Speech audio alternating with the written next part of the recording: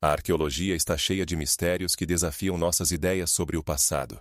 Por exemplo, em 2018, arqueólogos no Egito descobriram uma estátua gigantesca, com mais de 5 metros de altura, que se acreditava pertencer a um faraó que reinou há mais de 3.000 anos. Essa descoberta obrigou os cientistas a revisar suas ideias sobre a escala dos projetos de construção da época. Em 2009, na atual região do Iraque, foram encontrados vestígios de uma antiga cidade com ruas pavimentadas com pedras, o que confirmou a existência de uma infraestrutura urbana complexa entre os sumérios ainda no 3º milênio antes de Cristo. Em 2001, na China, arqueólogos encontraram grandes tumbas com artefatos surpreendentes, incluindo vasos de bronze e cerâmica, que demonstraram um alto nível de habilidade na manipulação de metais. Esses exemplos mostram como as descobertas podem ser inesperadas, forçando os historiadores a revisar a cronologia e os avanços culturais das antigas civilizações. Cada novo artefato ou estrutura abre novas páginas na história da humanidade, mostrando que nosso entendimento do passado está constantemente evoluindo.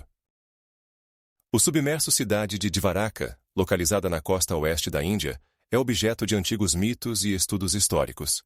De acordo com textos antigos indianos, incluindo o Mahabharata e a Purana, Dvaraka foi fundada pelo deus Krishna, que, segundo a lenda, transportou seu povo para este local a partir de Mathura, cidade que hoje ocupa o mesmo lugar. As lendas afirmam que esta cidade foi construída com pedras preciosas e metais. Possuía palácios e templos magníficos, além de estar cercada por muralhas defensivas. Pesquisas arqueológicas iniciadas no final do século XX revelaram que as estruturas submersas descobertas na costa de Gujarat podem fazer parte desta cidade mítica. Em 2003, arqueólogos indianos, sob a direção do Dr. S.R. Rao, realizaram escavações submersas que revelaram os restos de edifícios de pedra, pontes e ruas, que, segundo os pesquisadores, podem datar de aproximadamente 2.000 anos antes de Cristo.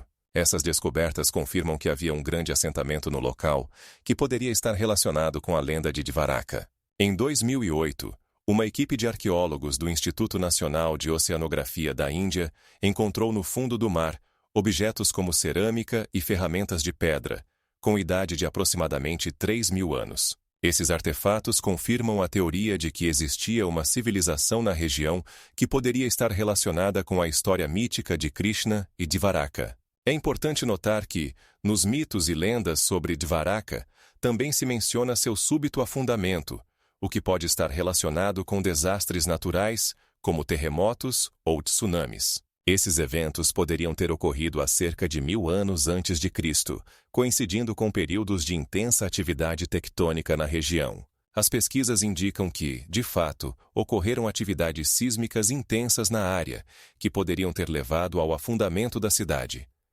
Interessantemente, em 2015, um grupo de cientistas, sob a direção do Dr. Subhash Kak, encontrou no fundo do oceano uma estrutura que pode ser parte de um antigo porto, o que também confirma a existência de um comércio marítimo e navegação desenvolvida, como mencionado em textos antigos. Além disso, arqueólogos encontraram restos de ferramentas que indicam um alto nível de habilidade dos habitantes locais. Em 2009, durante escavações submersas, foram encontrados também vestígios de um sistema de fornecimento de água e drenagem, o que confirma a existência de uma infraestrutura bem desenvolvida na cidade antiga. As pesquisas indicam que Dvaraka poderia ter sido não apenas um centro de comércio, mas também um importante centro cultural e religioso, onde Krishna era adorado. Os mitos sobre Dvaraka continuam a despertar o interesse dos cientistas, e cada nova descoberta adiciona detalhes à imagem da história antiga desse local. Em 2020, os cientistas retornaram ao estudo das estruturas submersas, e suas descobertas confirmam que a cidade submersa realmente existe, e sua história continua a ser objeto de estudo e discussão. Essas pesquisas fornecem aos historiadores e arqueólogos a oportunidade de entender melhor como eram as cidades antigas da Índia e qual papel desempenhavam no desenvolvimento da civilização. Em 2020, foi feita uma descoberta que pode levar a novas interpretações dos mitos sobre Dvaraka e seu afundamento, o que mais uma vez confirma que a história dessa cidade não está exaurida. O Esfinge em Gizé, uma das estruturas mais conhecidas e misteriosas do mundo antigo, continua a causar debates entre os cientistas sobre sua idade e época de construção. Este monumento, esculpido em uma formação rochosa de calcário, tem cerca de 60 metros de comprimento e 23 metros de altura. Oficialmente, acredita-se que a esfinge foi construída durante o reinado do faraó Quefren, há aproximadamente 2.500 anos antes do nosso tempo. No entanto, nas últimas décadas, alguns pesquisadores começaram a questionar essa data, com base em sinais de erosão hídrica encontrados no corpo da esfinge. O geólogo Robert Schoch, da Universidade de Boston, publicou em 2001 os resultados de suas pesquisas, afirmando que o tipo de erosão na esfinge indica a ação da água, o que sugere que esse monumento poderia ter sido criado em um período em que o Gizé experimentava um clima mais úmido do que atualmente. Schoch aponta que sinais semelhantes de erosão podem ser observados em outras áreas, onde antigamente havia rios e lagos. Isso pode indicar que a esfinge foi criada não mais tarde do que há 8.000 anos antes do nosso tempo, o que é vários milênios antes da data geralmente aceita. Em torno dessa teoria, surgiram debates, e alguns cientistas criticam Schoch, argumentando que suas conclusões estão baseadas em dados insuficientemente convincentes. No entanto, os defensores da teoria de uma idade mais antiga da esfinge apontam que, mesmo as mais antigas civilizações egípcias poderiam ter sido mais avançadas do que imaginamos, e que muitos monumentos poderiam ter sido construídos em um período sobre o qual sabemos pouco. Além disso, fontes históricas, como as obras de Heródoto, mencionam a esfinge, mas não fornecem indicações claras sobre sua idade, o que deixa espaço para interpretações. A esfinge foi descrita pela primeira vez na antiguidade, mas sua verdadeira função e simbolismo continuam a ser objeto de debates. Alguns pesquisadores acreditam que a esfinge estava relacionada ao culto solar, enquanto outros acham que ela servia como guardião de tumbas. Independentemente de sua função, a esfinge continua a ser um mistério, e sua idade verdadeira permanece indeterminada. Estudos geológicos mostram que, se houver precipitação na forma de chuva, que poderia lavar o calcário, esses processos ocorreriam muito antes do que se pensava. Portanto, os sinais de erosão hídrica na esfinge podem indicar que sua construção ocorreu em um período em que o clima no Egito era significativamente diferente do atual. Essas teorias desafiam as visões tradicionais sobre a história egípcia e nos fazem reavaliar nosso entendimento sobre o desenvolvimento das civilizações. Assim, a esfinge não é apenas um monumento de arte e arquitetura, mas também uma chave para desvendar as mudanças climáticas que poderiam ter influenciado as sociedades antigas. O monumento, que desde sua criação não deixa de causar admiração e mistério, pode ser muito mais antigo do que pensamos. Havia 8.000 anos, quando a esfinge poderia ter sido construída, o Egito poderia estar em um estado climático completamente diferente, o que coloca em dúvida muitos de nossos conceitos sobre as civilizações antigas. Existem outros exemplos, como a Mesopotâmia e a civilização maia, onde mudanças climáticas influenciaram a arquitetura e o estilo de vida dos povos antigos. Esses dados destacam a importância do clima na formação das culturas e da arquitetura. As pesquisas sobre a esfinge continuam, e cada novo descobrimento pode mudar nosso entendimento desse monumento. Atualmente, os cientistas continuam a estudar os processos de erosão e seu impacto na preservação da esfinge, o que pode ajudar a determinar sua idade verdadeira e sua importância histórica. A escrita da Vala do Indo, que existia há aproximadamente 4.000 anos, representa uma das páginas mais enigmáticas da história antiga. Ela foi descoberta em escavações arqueológicas em cidades como Harappa e Mohenjo-Daro, que floresceram entre o terceiro e o segundo milênio antes da Era Comum. Essa escrita, conhecida como escrita indiana, consiste em mais de 400 símbolos diferentes, mas nenhum deles foi decifrado até hoje. Isso significa que não temos informações suficientes sobre a língua, a cultura e a sociedade que utilizavam esse sistema.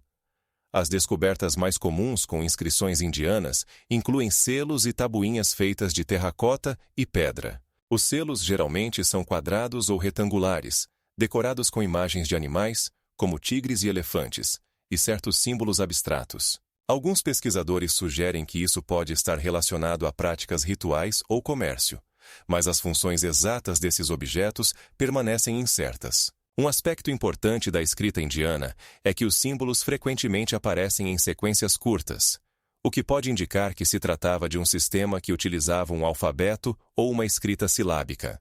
Pode ser que isso tenha precedido sistemas mais tarde, como os hieróglifos do Egito Antigo ou a escrita cuneiforme da Mesopotâmia. A quantidade de descobertas permite supor que a escrita era utilizada não apenas para fins administrativos, mas também possivelmente para a composição literária, o que questiona as representações tradicionais sobre o desenvolvimento da escrita.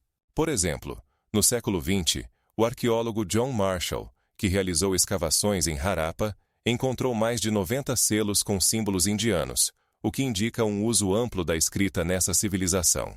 Alguns especialistas, como o linguista indiano N. D. Akurana, afirmam que o sistema poderia ter sido a base para a formação de línguas mais complexas na região.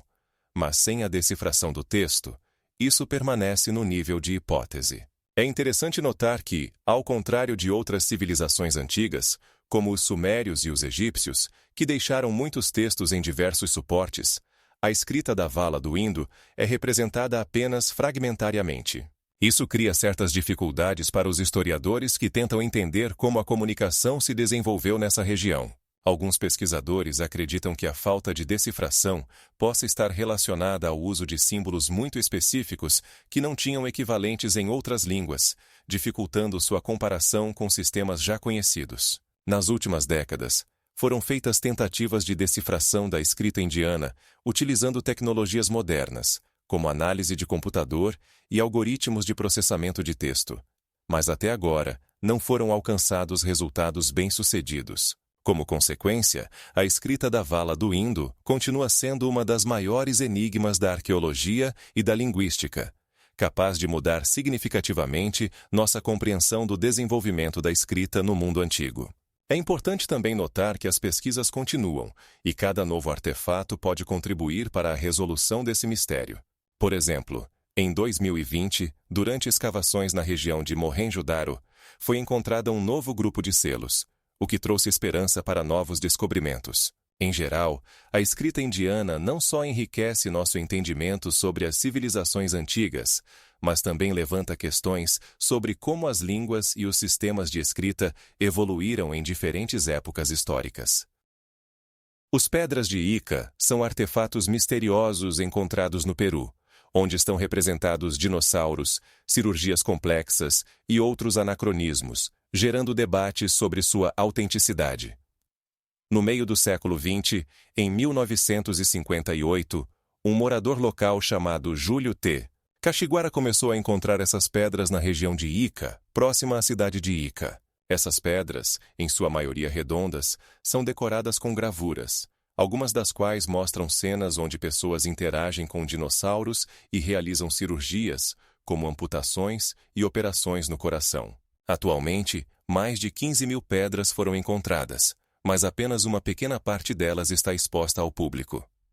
As primeiras pesquisas científicas sobre as pedras começaram em 1961, quando o renomado arqueólogo e paleontólogo Dr. Richard L. Feinerbank, da Universidade de Berkeley, na Califórnia, visitou Ica e comentou que essas pedras representavam algo único. No entanto, ele também notou que muitos dos desenhos eram claramente anacronismos, pois os dinossauros se extinguiram há cerca de 65 milhões de anos, enquanto as civilizações humanas surgiram apenas alguns milhões de anos depois. Em 1963, Dr. Feinerbank classificou as pedras como falsificações, afirmando que essas imagens não poderiam ser reais. Nas pedras estão representados diversos tipos de dinossauros, como o tiranossauro e o estegossauro, que, segundo os dados científicos, não poderiam ter existido ao mesmo tempo que os humanos. Algumas das pedras também mostram cenas onde pessoas, provavelmente, realizam cirurgias complexas, o que levanta questões adicionais sobre os conhecimentos e habilidades das civilizações antigas. O uso de instrumentos semelhantes aos modernos em cirurgia nas pedras coloca em dúvida as ideias sobre o desenvolvimento da medicina na antiguidade. Em 1973, foram realizados experimentos que demonstraram que algumas pedras poderiam ter sido falsificadas usando ferramentas comuns de gravação, como martelos e cinzéis, o que confirma a teoria de que as pedras poderiam ter sido criadas na era moderna. No entanto, alguns pesquisadores, como o paleontólogo americano Dr. Erich von Däniken, afirmam que as pedras de Ica podem representar provas de interação entre humanos e dinossauros, argumentando que a ciência nem sempre pode explicar todos os fenômenos. Em 1981, von Däniken publicou um livro onde detalha suas teorias sobre astronautas antigos, no qual as pedras de Ica ocupam um lugar importante. Isso atraiu mais atenção para os artefatos, e muitos turistas começaram a visitar Ica para ver essas pedras misteriosas. No entanto, entre os cientistas e pesquisadores, persiste o ceticismo, e muitos consideram as pedras de Ica um exemplo de pseudociência. Em 1993, uma pesquisa realizada pelo Dr. Alan M. Hayles mostrou que a composição química de algumas pedras coincide com a característica do calcário da região, o que confirma sua origem local. No entanto, isso também não exclui a possibilidade de falsificações, pois os moradores locais poderiam ter usado materiais disponíveis para criar artefatos. Os debates sobre a origem verdadeira das pedras de Ica continuam, e elas continuam sendo objeto de discussão entre paleontólogos, arqueólogos e entusiastas da história. Como resultado, as pedras de Ica se tornaram não apenas objeto de debates científicos, mas também um fenômeno cultural que atrai a atenção de pessoas de todo o mundo. Hoje em dia, elas podem ser vistas em vários museus e também em coleções particulares, o que confirma sua unicidade e ambiguidade. Os dodecaedros romanos são misteriosos dodecaedros de bronze, encontrados em diferentes partes do Império Romano, que até hoje continuam a gerar muitas perguntas entre historiadores e arqueólogos. As primeiras menções sobre dodecaedros datam do primeiro século da era cristã, e atualmente foram encontrados cerca de 100 exemplares, espalhados pela região que vai da Grã-Bretanha à Romênia. Esses objetos têm aproximadamente de 10 a 14 centímetros de diâmetro, e são decorados com diferentes padrões geométricos que lembram elementos decorativos complexos. Alguns pesquisadores, como o Dr. David Edwards da Universidade de Liverpool, sugerem que eles poderiam ter sido usados como instrumentos de medição, por exemplo, para determinar o tempo ou os ângulos. Outros, como o arqueólogo Dr. Chris Scott, da Universidade de Cambridge, acreditam que eles poderiam ter sido usados como brinquedos para crianças, argumentando que a forma e a textura poderiam estimular a motricidade infantil. Os espaços internos dos dodecaedros frequentemente têm buracos, o que também pode indicar o uso como ferramentas de cálculo. Por exemplo, alguns pesquisadores acreditam que eles poderiam ter sido usados para experimentos ópticos ou para criar ilusões ópticas simples, usando luz e sombra. No entanto, a versão mais popular é a ideia de que eles poderiam ter sido algum tipo de objeto ritualístico ou simbólico, relacionado com os cultos da época. Considerando que os dodecaedros foram encontrados em santuários e em escavações arqueológicas, como em Trèveris e em Augsburgo, surge a questão sobre sua função religiosa. Os tamanhos e a forma desses objetos podem indicar que eles foram usados como objetos sacrificiais ou para algum tipo de cerimônia. É interessante notar que em alguns exemplares foram encontrados sinais de corrosão, o que pode indicar que eles foram expostos ao tempo e usados em diferentes condições. Diferentemente de outros artefatos romanos, como moedas ou vasilhas, os dodecaedros não têm uma função prática clara, o que torna seu estudo especialmente intrigante. Por exemplo, a descoberta em Colônia em 2006 mostrou que um dos dodecaedros foi decorado com inscrições que ainda não foram decifradas.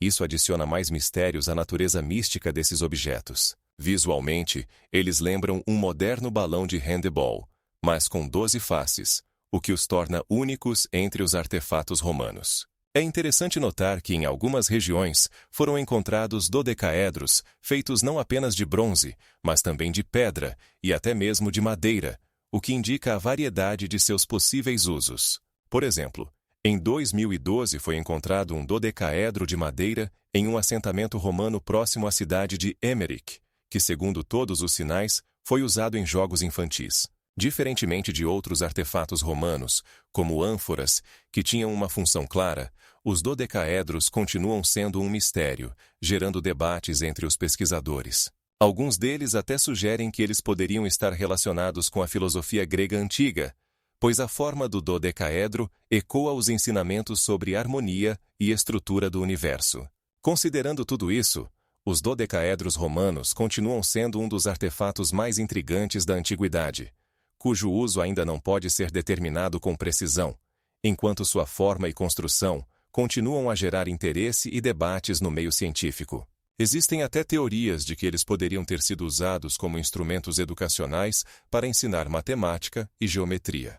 Por exemplo, em um projeto de pesquisa realizado em 2018, foi proposta a ideia de que as crianças romanas poderiam ter usado esses objetos para entender volumes e formas. Alguns exemplares de dodecaedros contêm faces que podem ser usadas para medir ângulos, o que também adiciona a hipótese sobre seu uso em fins educacionais. Nesse contexto, os dodecaedros romanos se tornam não apenas objetos de arte, mas também potenciais instrumentos que poderiam ajudar na educação das futuras gerações. No final das contas, o mistério que envolve esses dodecaedros de bronze ainda espera ser resolvido, e cada novo exemplar encontrado pode nos aproximar da resposta. O assentamento neolítico subaquático de Atlit-Yam está localizado na costa de Israel e afundou aproximadamente 9.000 anos atrás, no final da Era Mesolítica e início da Neolítica. Este local único foi descoberto em 1985 pelo arqueólogo israelense Dr. Eudei Adam. Durante as escavações do assentamento subaquático, foram encontrados restos de edifícios, ferramentas e fragmentos de cerâmica, que fornecem uma visão da vida das pessoas da época. Um dos descobertos mais interessantes foram as estruturas de madeira bem preservadas, como pilares e vigas, que foram mantidas sob a camada de água devido à ausência de oxigênio. Essas descobertas sugerem que os habitantes de Atlit-Yam construíam suas casas de madeira, utilizando materiais naturais disponíveis na época. No assentamento também foram encontrados restos de peixes e outros habitantes marinhos, indicando que a população local se dedicava à pesca e à coleta. Além disso, os pesquisadores acreditam que Atlit-Yam foi um dos primeiros locais onde as pessoas começaram a viver de forma sedentária.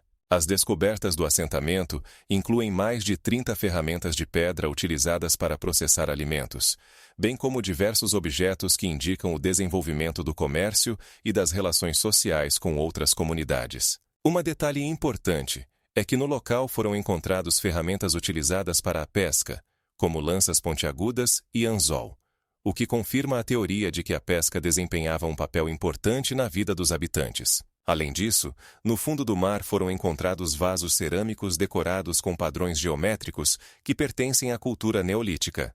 A diversidade desses objetos indica a existência de um sistema complexo de crenças e rituais relacionados à água e ao mar.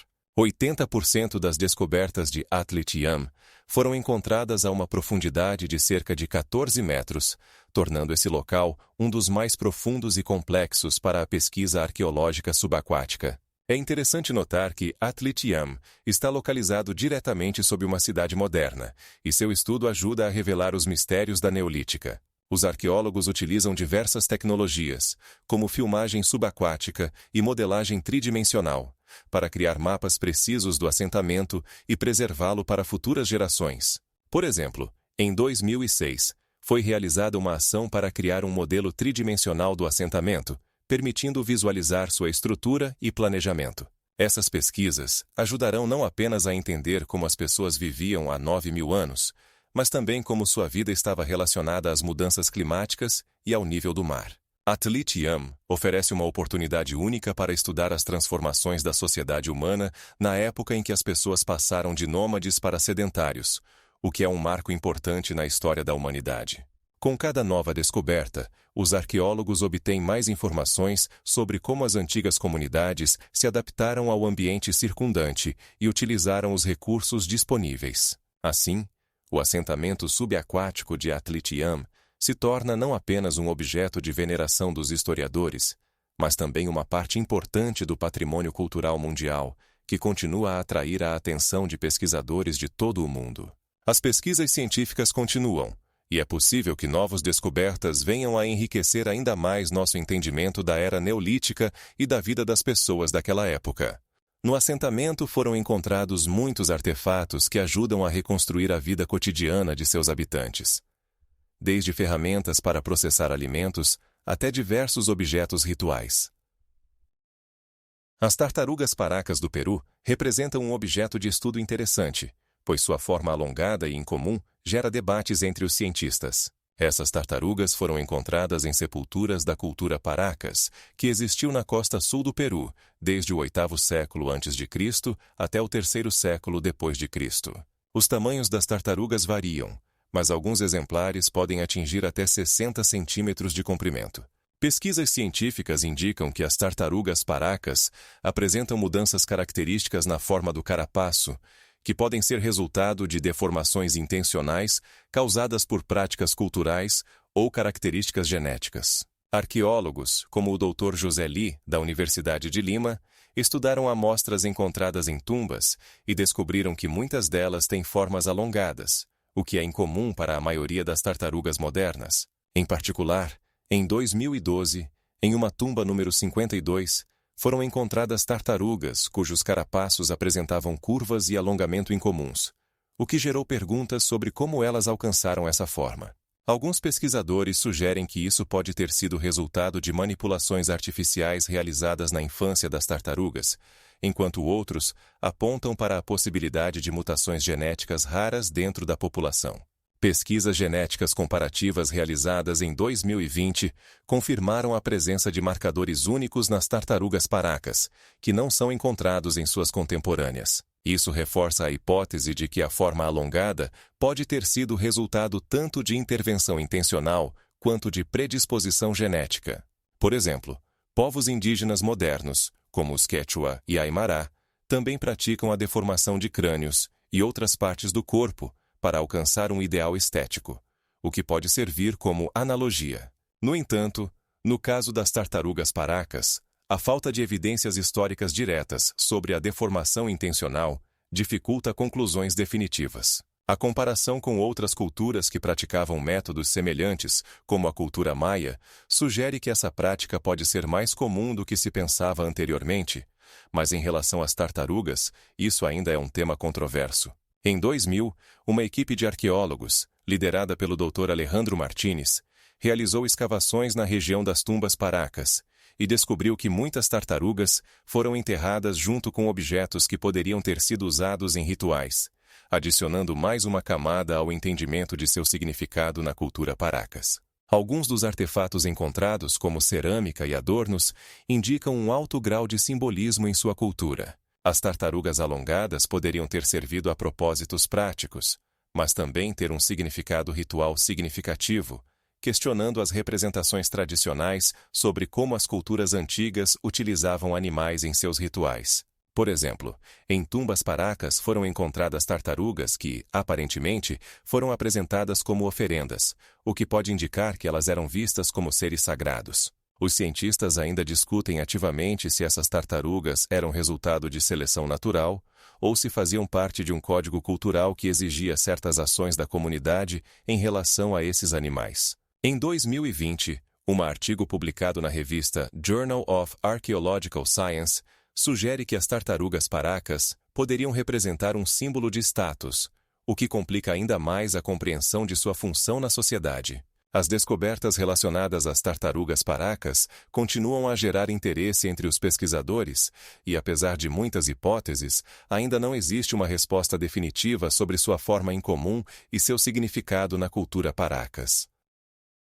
A bateria de Bagdá, também conhecida como a bateria paradoxal, é um vaso de barro que contém um cilindro de cobre e um pino de ferro, e, segundo algumas fontes, poderia gerar corrente elétrica há 2000 anos antes do aparecimento das baterias modernas. Este artefato único foi descoberto em 1938 nas proximidades de Bagdá, no Iraque, em uma área que, na antiguidade, fazia parte do Império Persa. A bateria de Bagdá data-se aproximadamente do 1º século de nossa era, e tem uma altura de aproximadamente 23 centímetros. Sua construção consiste em um vaso cerâmico, dentro do qual está um cilindro de cobre, e no centro dele, um pino de ferro, criando condições para uma reação química.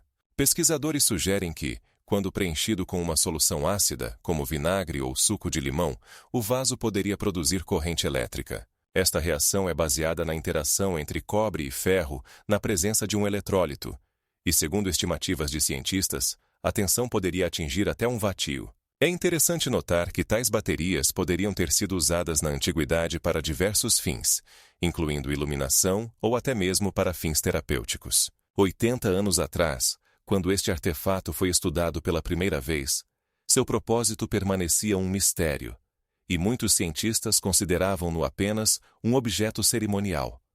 No entanto, pesquisas realizadas por cientistas como John P.M. Van Dyke e sua equipe demonstraram que a bateria de Bagdá realmente poderia gerar eletricidade, abrindo novos horizontes para o entendimento das tecnologias antigas. Uma das teorias sugere que dispositivos semelhantes poderiam ter sido usados para a galvanização, um processo conhecido desde a antiguidade, onde a corrente elétrica era usada para tratar diversas doenças. Mesmo que esta bateria não tenha sido amplamente utilizada, sua existência indica que, na antiguidade, as pessoas poderiam ter conhecimento sobre a eletricidade e suas propriedades, desafiando as visões tradicionais sobre o progresso tecnológico. É importante notar que, em outras partes do mundo, como na China e na Índia, foram encontrados dispositivos semelhantes, levantando a questão sobre a extensão da aplicação dessas tecnologias na antiguidade. Essas descobertas colocam em dúvida a visão amplamente aceita de que a eletricidade foi descoberta apenas no século XVIII. 80 anos após a descoberta da bateria de Bagdá, cientistas modernos continuam a estudar suas possibilidades e tentar entender como exatamente ela poderia ter sido usada. Alguns experimentos demonstraram que, com a configuração e uso corretos, esses dispositivos poderiam produzir níveis significativos de corrente. No entanto, até hoje, não há uma resposta definitiva sobre como exatamente e para quais fins as civilizações antigas utilizaram esses dispositivos. Existe a opinião de que a bateria de Bagdá poderia fazer parte de um sistema mais complexo, possivelmente relacionado a rituais religiosos ou práticas médicas. Hoje em dia, essa descoberta continua a gerar debates na comunidade científica, e os estudos nessa área abrem novos horizontes para o entendimento das tecnologias históricas. A bateria de Bagdá não é apenas um artefato, mas uma chave para desvendar como as antigas civilizações poderiam usar a eletricidade e até que ponto suas tecnologias eram complexas. Na deserta de Taklamakan, na China, arqueólogos têm encontrado, ao longo dos últimos 100 anos, descobertas incríveis que colocam em dúvida os conceitos tradicionais sobre migrações e grupos étnicos na antiguidade. Uma das descobertas mais significativas foram as chamadas múmias de Tarim, que foram descobertas no início dos anos 1990. Essas múmias, datadas de aproximadamente 4.000 anos atrás, possuem características europeias e, o que é particularmente notável, têm cabelos ruivos. Em total, foram encontradas mais de 200 múmias, algumas das quais são restos bem preservados que foram mumificados devido às condições climáticas únicas do deserto. Essas descobertas geraram grande interesse entre cientistas de diversas áreas, incluindo arqueologia, antropologia e história. Os antigos tarimitas, aparentemente, eram portadores de cultura e língua indo-europeias, o que é confirmado por achados de artefatos, como tecidos e cerâmica, que apresentam traços evidentes de culturas ocidentais da época. Por exemplo, em alguns túmulos foram encontrados tecidos de lã longos, que em estilo e técnica de produção lembram tecidos encontrados na Europa. Essa descoberta desafia os conceitos tradicionais de que essas características poderiam se desenvolver apenas na Europa, levantando questões sobre migração e interação cultural na antiguidade. Os estudos indicam que esses indivíduos poderiam ter feito parte de rotas comerciais que conectavam Ocidente e Oriente, como a Rota da Seda, que começou a se formar no mesmo período. É interessante notar que entre os achados dos arqueólogos também há objetos característicos da cultura dos cimérios, o que confirma a teoria de que os tarimitas poderiam ter tido conexões com outros povos indo-europeus. Por exemplo, em algumas tumbas, foram encontrados adornos de ouro semelhantes aos encontrados em sepulturas de cimérios na Ásia Central. Não menos interessante é a questão sobre os métodos de sepultamento. As múmias de Tarim foram colocadas em túmulos especiais, frequentemente com um inventário rico, desde utensílios de cozinha até objetos de arte. Isso indica um alto grau de organização social e desenvolvimento cultural desses indivíduos. Por exemplo, Em uma das tumbas, foi encontrada uma mulher mumificada com cabelos ruivos, cercada por muitos objetos, incluindo instrumentos musicais e adornos, o que indica seu alto status na sociedade. De acordo com estudos realizados por um grupo de cientistas liderado pelo professor James Bennett, em 2015, a análise de DNA mostrou que os tarimitas eram geneticamente próximos aos povos europeus, confirmando seu origem indo-europeia. Essa descoberta é um importante indicativo de que as migrações na antiguidade ocorreram em uma escala muito maior do que se pensava anteriormente. Paralelamente, os artefatos e sepultamentos descobertos fornecem dados sobre como esses indivíduos interagiam com culturas vizinhas, incluindo povos locais, o que também se reflete em sua cultura material. Tecnologias modernas, como o datamento por radiocarbono, ajudam a precisar a cronologia da existência dessas múmias e seu contexto cultural. Por exemplo, a análise de radiocarbono realizado em 2018 mostrou que algumas descobertas datam do período entre 2000 e 1000 anos antes do presente. Essa descoberta também indica que os tarimitas poderiam ter existido por um longo período, interagindo com diversas culturas e se adaptando a condições cambiantes. Portanto, as múmias da deserta de Taklamakan continuam a atrair a atenção de cientistas e pesquisadores de todo o mundo. Elas não apenas são de interesse para a antropologia e arqueologia, mas também geram debates sobre como exatamente se desenvolveram as civilizações antigas e como elas interagiram entre si. Os estudos indicam que os antigos tarimitas poderiam não ter sido apenas um grupo isolado, mas parte de um contexto mais amplo de processos históricos que ocorreram na região. Nesse contexto, os estudos das múmias de Tarim abrem novos horizontes para a compreensão da história da humanidade. Atualmente, arqueólogos continuam a explorar a deserta de Taklamakan, na esperança de encontrar novos artefatos e desvendar os mistérios que ela guarda. Na Tanzânia, a 15 quilômetros ao sul do Lago Nyasa, estão localizados os famosos vestígios de Laetoli, que representam pegadas de hominídeos, bípedes, com uma idade de 3.600.000 anos. Essas pegadas foram descobertas em 1976 pelo pesquisador Mary Leakey e sua equipe, durante escavações para estudar a antiga ecossistema.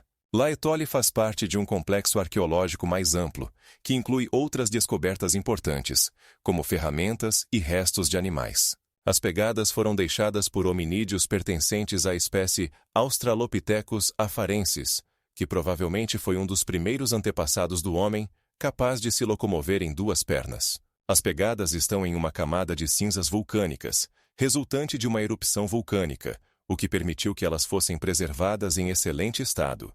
As pegadas descobertas têm entre 20 e 30 centímetros de comprimento e mostram que esses hominídeos não apenas tinham uma caminhada bípeda, mas também características anatômicas dos pés que lembram os humanos modernos. Estudos indicam que esses hominídeos eram capazes de se locomover em terrenos complexos, o que sugere habilidades de adaptação bem desenvolvidas. É importante notar que as pegadas de Laetoli se tornaram uma prova crucial na comunidade científica para entender a evolução humana, pois confirmam a hipótese de que a locomoção bípeda apareceu muito antes da existência do Homo sapiens. Mary Leakey, ao realizar suas pesquisas, não apenas descobriu as pegadas, mas também chamou a atenção do público para questões de evolução humana, o que contribuiu para o desenvolvimento da antropologia. Cada pegada em Laetoli conta uma história sobre a vida e o comportamento dos hominídeos que viviam na savana, caçando animais e coletando alimentos vegetais. Essas pegadas também mostram que os hominídeos podiam se locomover em grupos,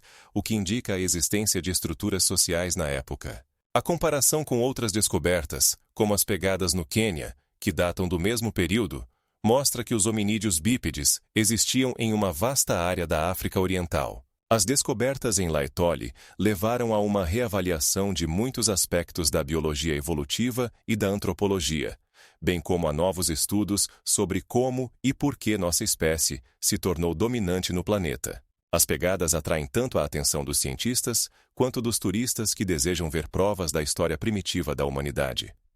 Hoje, elas estão sob a proteção da Unesco como Patrimônio Mundial. Laetoli se tornou um símbolo de pesquisas relacionadas à evolução humana, e seu valor para a ciência é inestimável. As descobertas nessa região continuam a inspirar novos cientistas a estudar os antigos antepassados humanos e seu modo de vida, abrindo novos horizontes para a compreensão de nossa história. É importante notar que as pesquisas em Laetoli continuam, e novas tecnologias, como escaneamento a laser e análise de DNA, abrem novas possibilidades para o estudo dessas antigas pegadas. Stonehenge é um dos monumentos megalíticos mais conhecidos do mundo, localizado no sul da Inglaterra. Sua idade é de aproximadamente 5.000 anos, o que o torna contemporâneo das antigas civilizações do Egito e da Mesopotâmia. A construção do monumento começou por volta de 3.000 anos antes da era cristã e durou vários séculos, o que é confirmado por descobertas arqueológicas e datações realizadas com o uso do método de datação por carbono 14. Stonehenge é composto por grandes pedras verticais, chamadas menhires, e pedras horizontais, conhecidas como trilitos. Todo o complexo é cercado por um fosso e um terrapleno, o que o torna não apenas uma realização arquitetônica, mas também um elemento de design paisagístico, realizado com consideração à natureza circundante. No entanto, a maior enigmática é o transporte das grandes pedras, que foram extraídas a mais de 200 quilômetros do local de construção. Os principais megalitos, conhecidos como Pedras de Sarena, foram extraídas em pedreiras nas proximidades da cidade de Marlborough. Seu peso varia de 20 a 30 toneladas. O uso de trenós de madeira e rolos para o transporte dessas pedras pela terra é apenas uma das teorias que explicam como os antigos construtores conseguiram realizar essa tarefa. Alguns pesquisadores sugerem que as pedras poderiam ter sido transportadas por água, utilizando rios, o que facilitava o processo. Nesse caso, as pedras poderiam ter sido carregadas em balsas e transportadas até o local de destino através de uma rede de vias navegáveis. Independentemente dos métodos utilizados, a escala das obras relacionadas ao transporte desses grandes blocos impressiona. Além disso, é provável que Stonehenge tenha tido não apenas um valor arquitetônico, mas também astronômico. A disposição das pedras está relacionada a ciclos solares e lunares, o que sugere que seus construtores poderiam ter utilizado o local como um observatório para a observação de corpos celestes. Esses aspectos destacam não apenas a habilidade engenhosa dos antigos, mas também seu profundo conhecimento da astronomia. Ao redor de Stonehenge, havia outros monumentos como a Avenue, que conecta o monumento ao rio Avon, e outros megalitos que poderiam ter servido como locais rituais. Arqueólogos como David Lewis realizaram escavações na região e descobriram muitos artefatos, incluindo ferramentas e restos de ossos, o que indica que essa área foi um local ativo para os antigos. Além disso, os estudos mostram que Stonehenge poderia ter sido um local para a realização de rituais relacionados à vida e à morte, tornando-o não apenas um monumento arquitetônico, mas também um importante objeto cultural e histórico. As tecnologias modernas, como o LIDAR,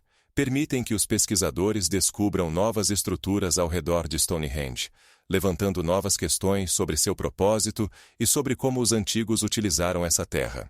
Cada descoberta adiciona novas camadas ao entendimento desse lugar misterioso, e esses estudos continuam até hoje. Stonehenge continua sendo objeto de estudos e debates. Suas enigmas ainda intrigam cientistas e turistas. As esferas metálicas de Klerksdorp representam enigmáticos artefatos descobertos na África do Sul, que despertam grande interesse entre cientistas e entusiastas da história antiga. Essas esferas foram encontradas em depósitos datados de aproximadamente 2 bilhões e 80 milhões de anos atrás, tornando-se alguns dos objetos mais antigos já encontrados no planeta. Em particular, as descobertas foram feitas em uma mina de minério de ferro na região de Klerksdorp, localizada na província do Noroeste. As esferas têm diâmetros que variam de 2 a 10 centímetros e são caracterizadas por 3 sulcos paralelos que circundam sua zona equatorial, adicionando um ar de mistério ao seu origem. Inicialmente, esses objetos foram descobertos no século XIX, mas estudos mais detalhados começaram no final do século XX, quando geólogos e paleontólogos notaram suas características incomuns. Pesquisas revelaram que as esferas são compostas principalmente de ferro, além de conterem pequenas quantidades de níquel e outros metais. Alguns cientistas acreditam que essas formas poderiam ter se formado por processos geológicos naturais, como cristalização ou mineralização, enquanto outros sugerem que sua forma e estrutura poderiam indicar uma origem artificial, o que levanta questões sobre a possível existência de civilizações antigas ou tecnologias extraterrestres. O geólogo Dr.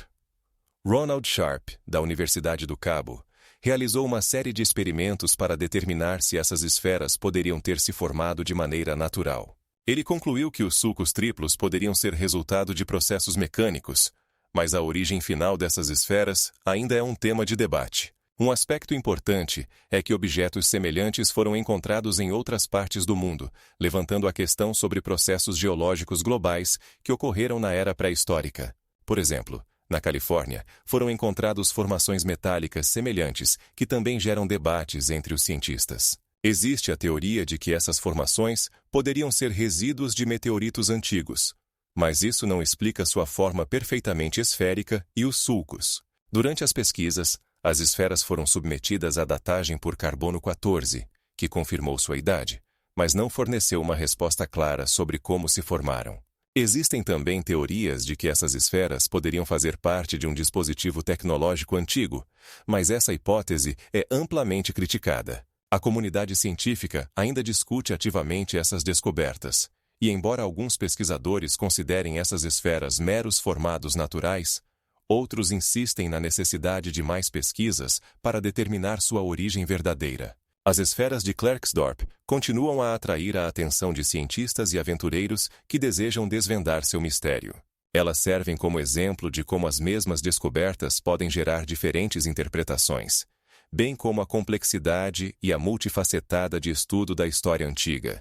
As descobertas em Klerksdorp se tornaram uma parte importante das discussões sobre civilizações antigas e seus possíveis avanços. Cientistas ainda buscam respostas para perguntas sobre como esses objetos poderiam ter se encontrado em camadas geológicas que são significativamente mais antigas do que as civilizações humanas conhecidas.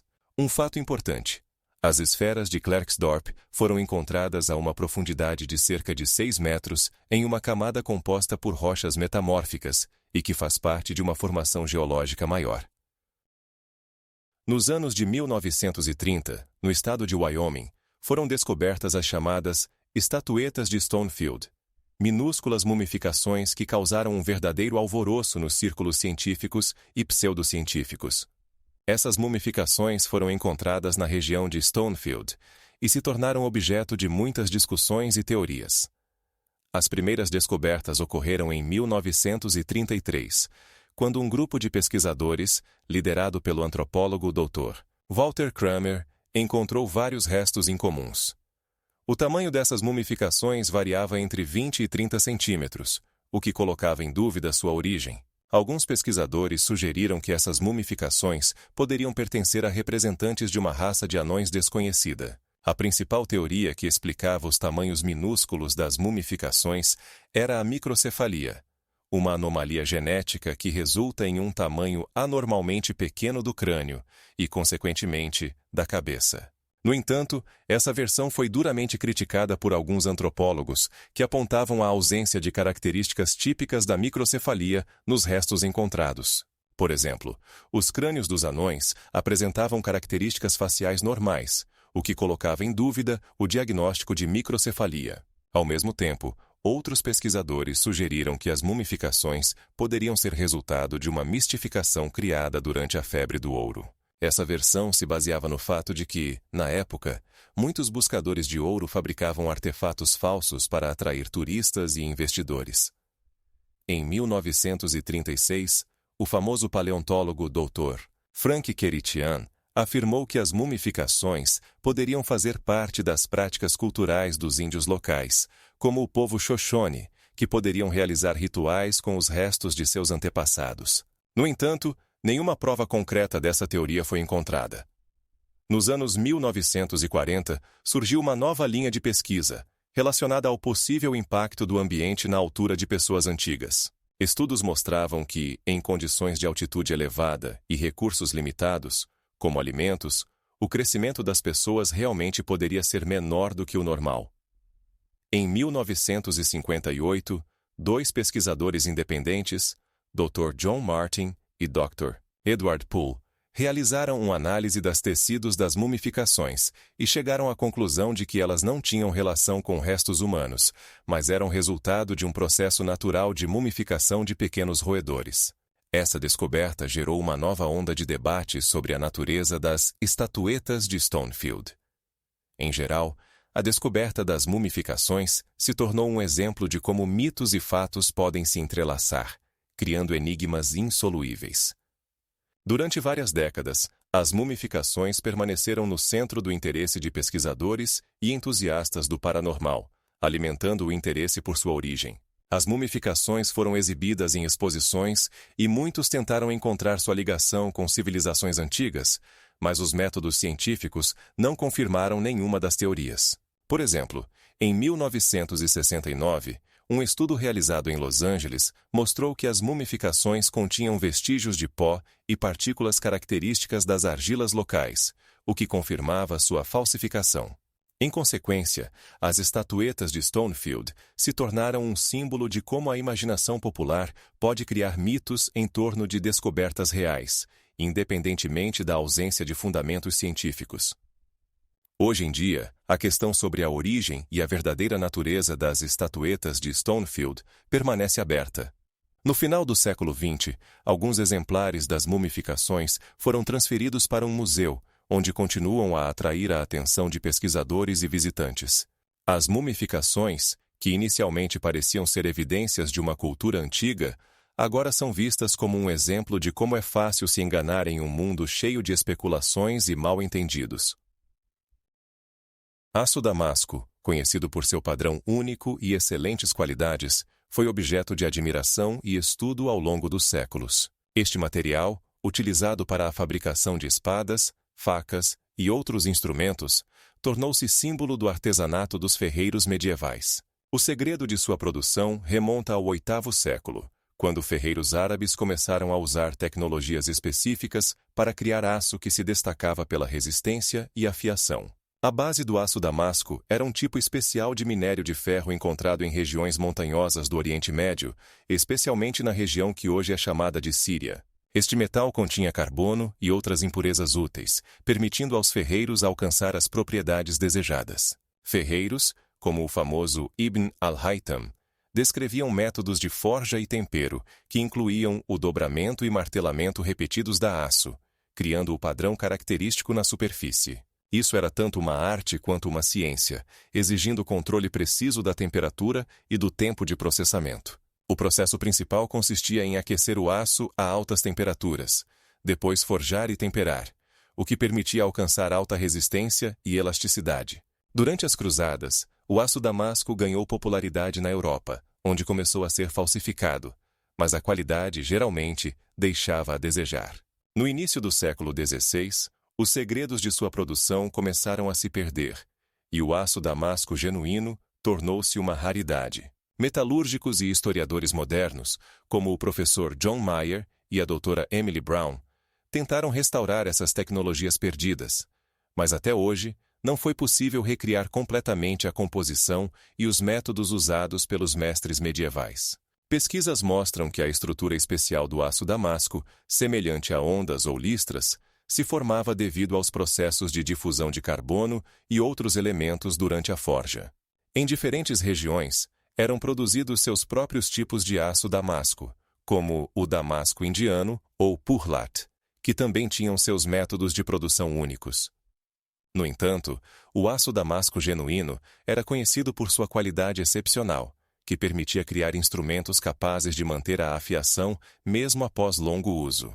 Até hoje, permanece um mistério como exatamente os ferreiros medievais conseguiam alcançar tal grau de controle sobre os processos, permitindo-lhes criar materiais tão únicos. As pesquisas e experimentos continuam, e embora alguns materiais modernos, como a HyperX e outros compostos, possam ter propriedades semelhantes, eles ainda não podem se comparar ao verdadeiro aço damasco. Como resultado, o aço damasco continua sendo um dos materiais mais misteriosos e interessantes na história da metalurgia, e seus segredos, possivelmente, nunca serão descobertos. Um dos exemplos mais brilhantes do artesanato é a espada Talibã, criada no século XI, e que se tornou símbolo do artesanato árabe de forja. O disco de Fest é um artefato misterioso que foi encontrado em 1900 na ilha de Creta, na antiga cidade de Fest. Ele é um disco de argila redondo, com cerca de 20 centímetros de diâmetro, coberto por símbolos que ainda não foram decifrados. No disco, há aproximadamente 200 símbolos, aplicados através de selos, indicando que ele foi criado com uma técnica complexa, anterior à invenção da impressão de livros. Os símbolos no disco, segundo os pesquisadores, pertencem ao chamado Linear A, que foi usado na civilização minoica, que existiu na Creta por volta do século 30 a.C.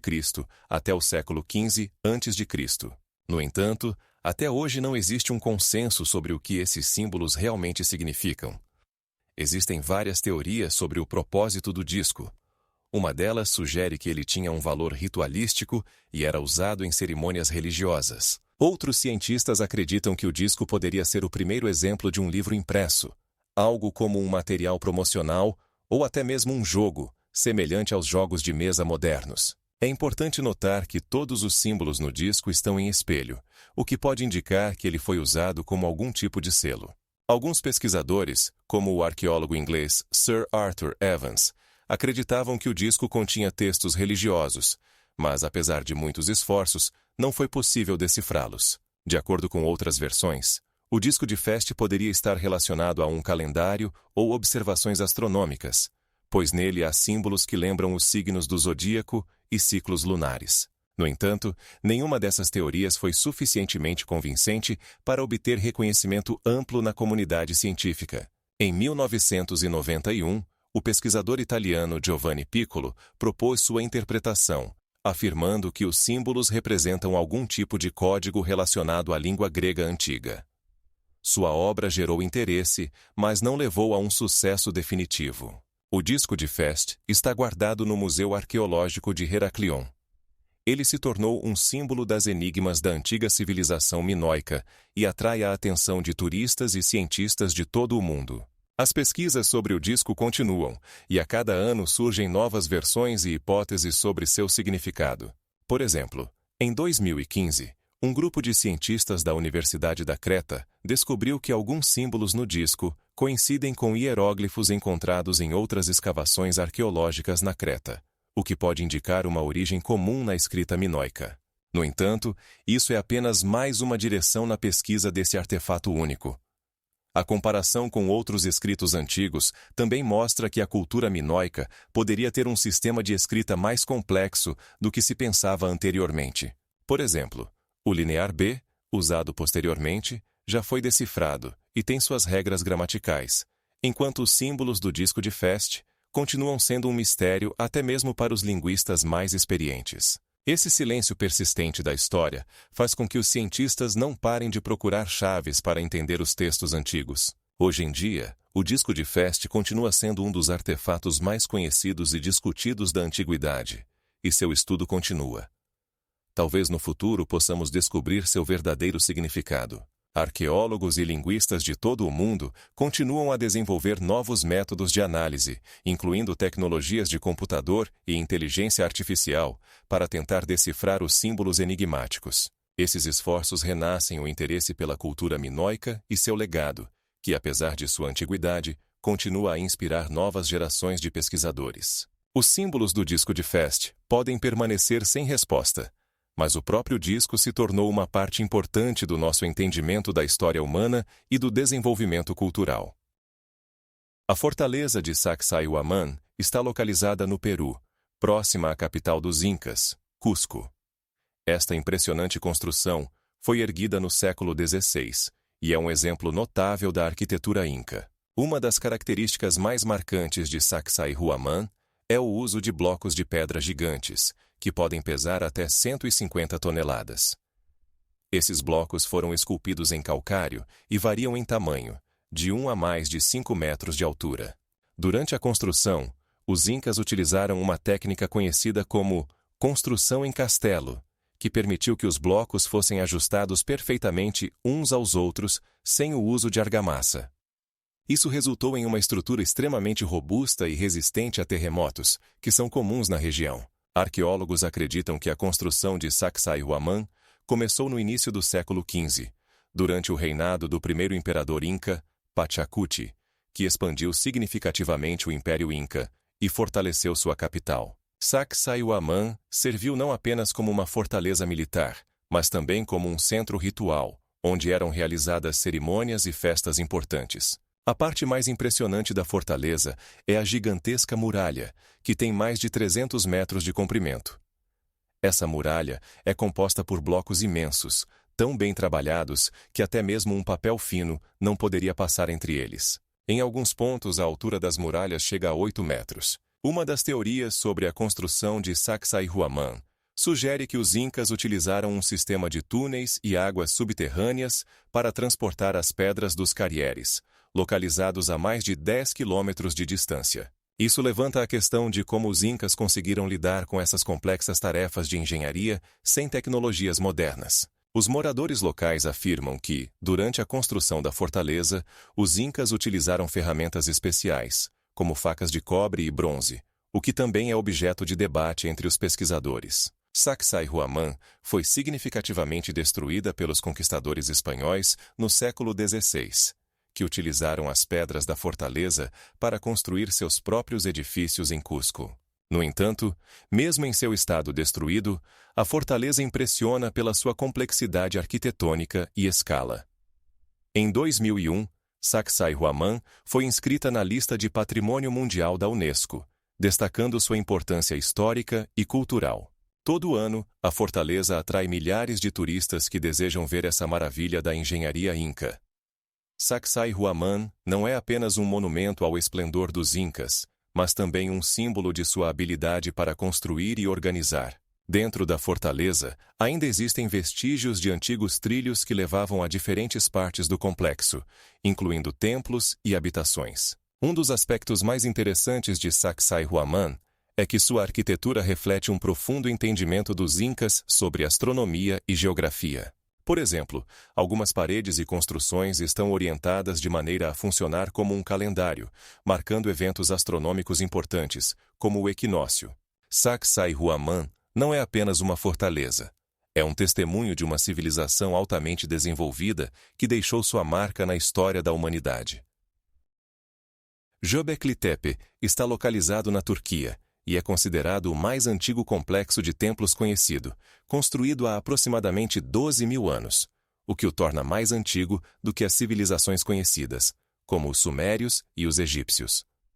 As escavações arqueológicas iniciadas em 1994, sob a direção do arqueólogo alemão Klaus Schmidt, revelaram uma série de estruturas megalíticas, compostas por grandes estelas de pedra, com alturas que podem atingir 5 metros e pesos que frequentemente excedem 10 toneladas. Essas estelas são decoradas com complexos relevos de imagens de animais, como leões, serpentes e javalis selvagens. Essa descoberta questiona as representações tradicionais de que práticas religiosas e templos surgiram apenas após a aparição da agricultura, pois Göbekli Tepe foi construído em um período em que as pessoas ainda viviam uma vida nômade e se dedicavam à coleta de alimentos. Isso sugere que a vida espiritual e as práticas rituais poderiam ter existido antes da formação de comunidades agrícolas estabelecidas. Pesquisas científicas indicam que a construção de tais grandes estruturas exigia grandes esforços, trabalho conjunto e organização, o que aponta para a existência de uma complexa estrutura social entre as pessoas da época. Os arqueólogos acreditam que Göbekli Tepe poderia ter servido como um local para reuniões, rituais e, possivelmente, até mesmo para festividades, destacando a importância do intercâmbio social nas primeiras sociedades humanas. Esse complexo também pode ser um dos primeiros exemplos de um templo centralizado, onde as pessoas se reuniam para adorar e interagir, indicando formas organizadas de religião. Göbekli Tepe está localizado a uma altitude de aproximadamente 800 metros acima do nível do mar e está situado em um platô, o que permite que ele controle as áreas circundantes e, provavelmente, servisse como um local importante para a observação da natureza e do mundo ao redor. Estudos indicam que, nessa região, não havia recursos suficientes para sustentar grandes assentamentos, o que ainda mais destaca a singularidade desse local. Ele poderia ter servido como um centro espiritual para pessoas que talvez vivessem nas proximidades. As estruturas do complexo foram construídas com calcário, que os habitantes locais extraíam e processavam manualmente, utilizando simples ferramentas. A construção do complexo exigiu décadas de esforços conjuntos, o que sugere a existência de um sistema de gestão e uma hierarquia social entre seus construtores. É importante notar que o processo de criação de Göbekli Tepe provavelmente esteve relacionado à transição das pessoas da caça e coleta para uma vida sedentária, o que também está ligado ao início da agricultura. O fato de que em Göbekli Tepe foram encontrados vestígios de sepultamentos rituais indica que, desde então, as pessoas já tinham conceitos sobre a vida após a morte e a importância dos antepassados.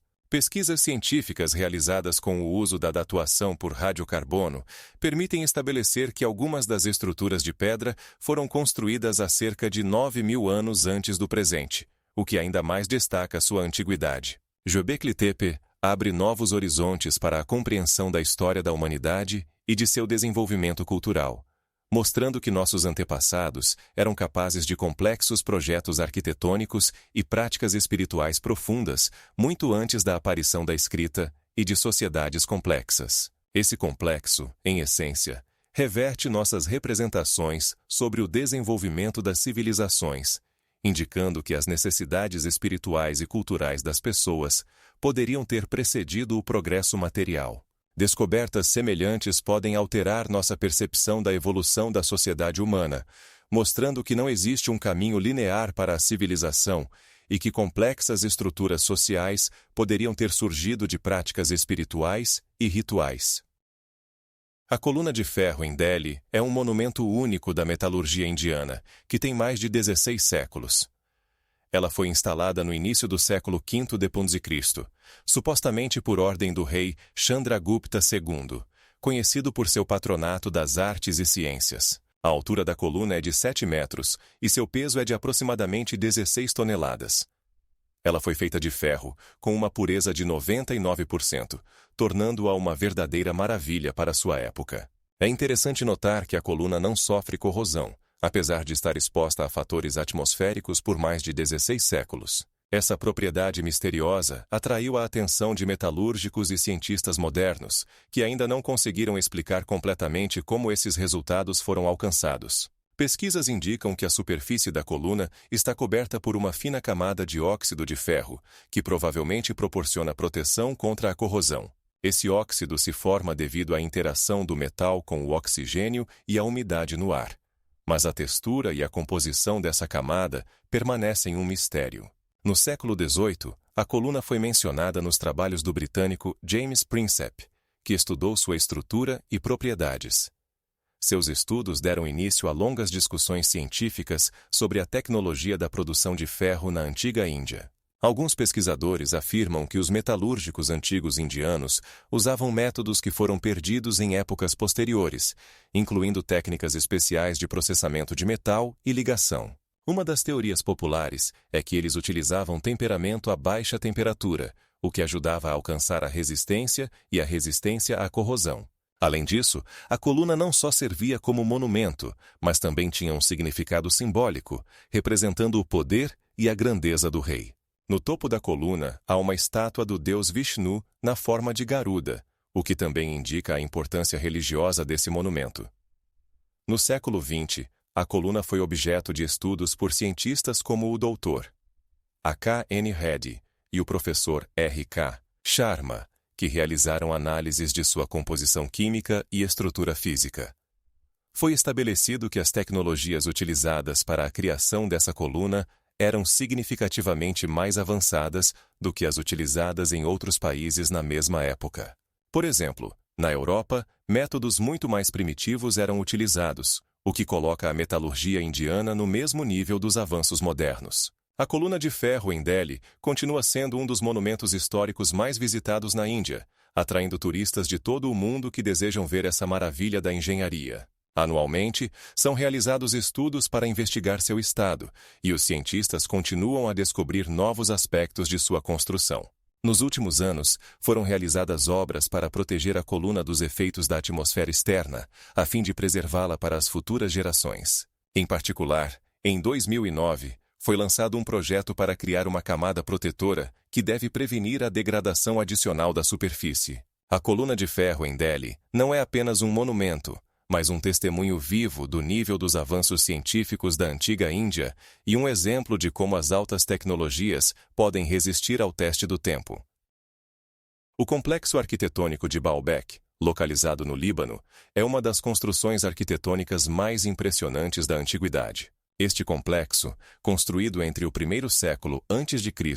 e o terceiro século depois de Cristo, serviu como local de culto para deuses pagãos, incluindo Júpiter, Vênus e Mercúrio. O elemento mais conhecido do complexo é o Templo de Júpiter, onde estão os maiores blocos de pedra processados do mundo, com pesos que podem chegar a 1.000 toneladas. Esses blocos gigantes são conhecidos como blocos trilitônicos e foram usados para criar a base do templo. Um dos blocos mais grandes, conhecido como bloco trilitônico, tem dimensões de aproximadamente 21 por 4 metros e pesa cerca de 800 toneladas. Para comparação, guindastes modernos têm dificuldade em erguer cargas de 100 toneladas, o que levanta dúvidas sobre como os antigos construtores conseguiram processar e mover esses blocos colossais sem o uso de tecnologias modernas. Estudos indicam que os romanos antigos, que controlavam essa região, utilizaram um sistema de rolos e cordas de madeira, além de possivelmente usar água para reduzir a fricção. Isso é confirmado por descobertas feitas por arqueólogos, como o Dr. David Shaw, que em 2018 realizou escavações ao redor do templo e encontrou vestígios de antigos caminhos que poderiam ter sido usados para transportar as pedras. Além disso, os moradores locais provavelmente também utilizaram métodos conhecidos como estacas para apoiar os blocos durante o transporte. Baalbek não é apenas uma obra-prima arquitetônica, mas também um exemplo brilhante do engenho dos antigos. As paredes dos templos estão adornadas com relevos detalhados que representam cenas da mitologia e mostram Júpiter cercado por seus protetores. Esses relevos são feitos de calcário, que por coincidência foi extraído em pedreiras vizinhas. Arqueólogos acreditam que a criação desse tipo de arte envolveu muitos mestres e artistas que trabalharam por muitos anos para concluir o projeto.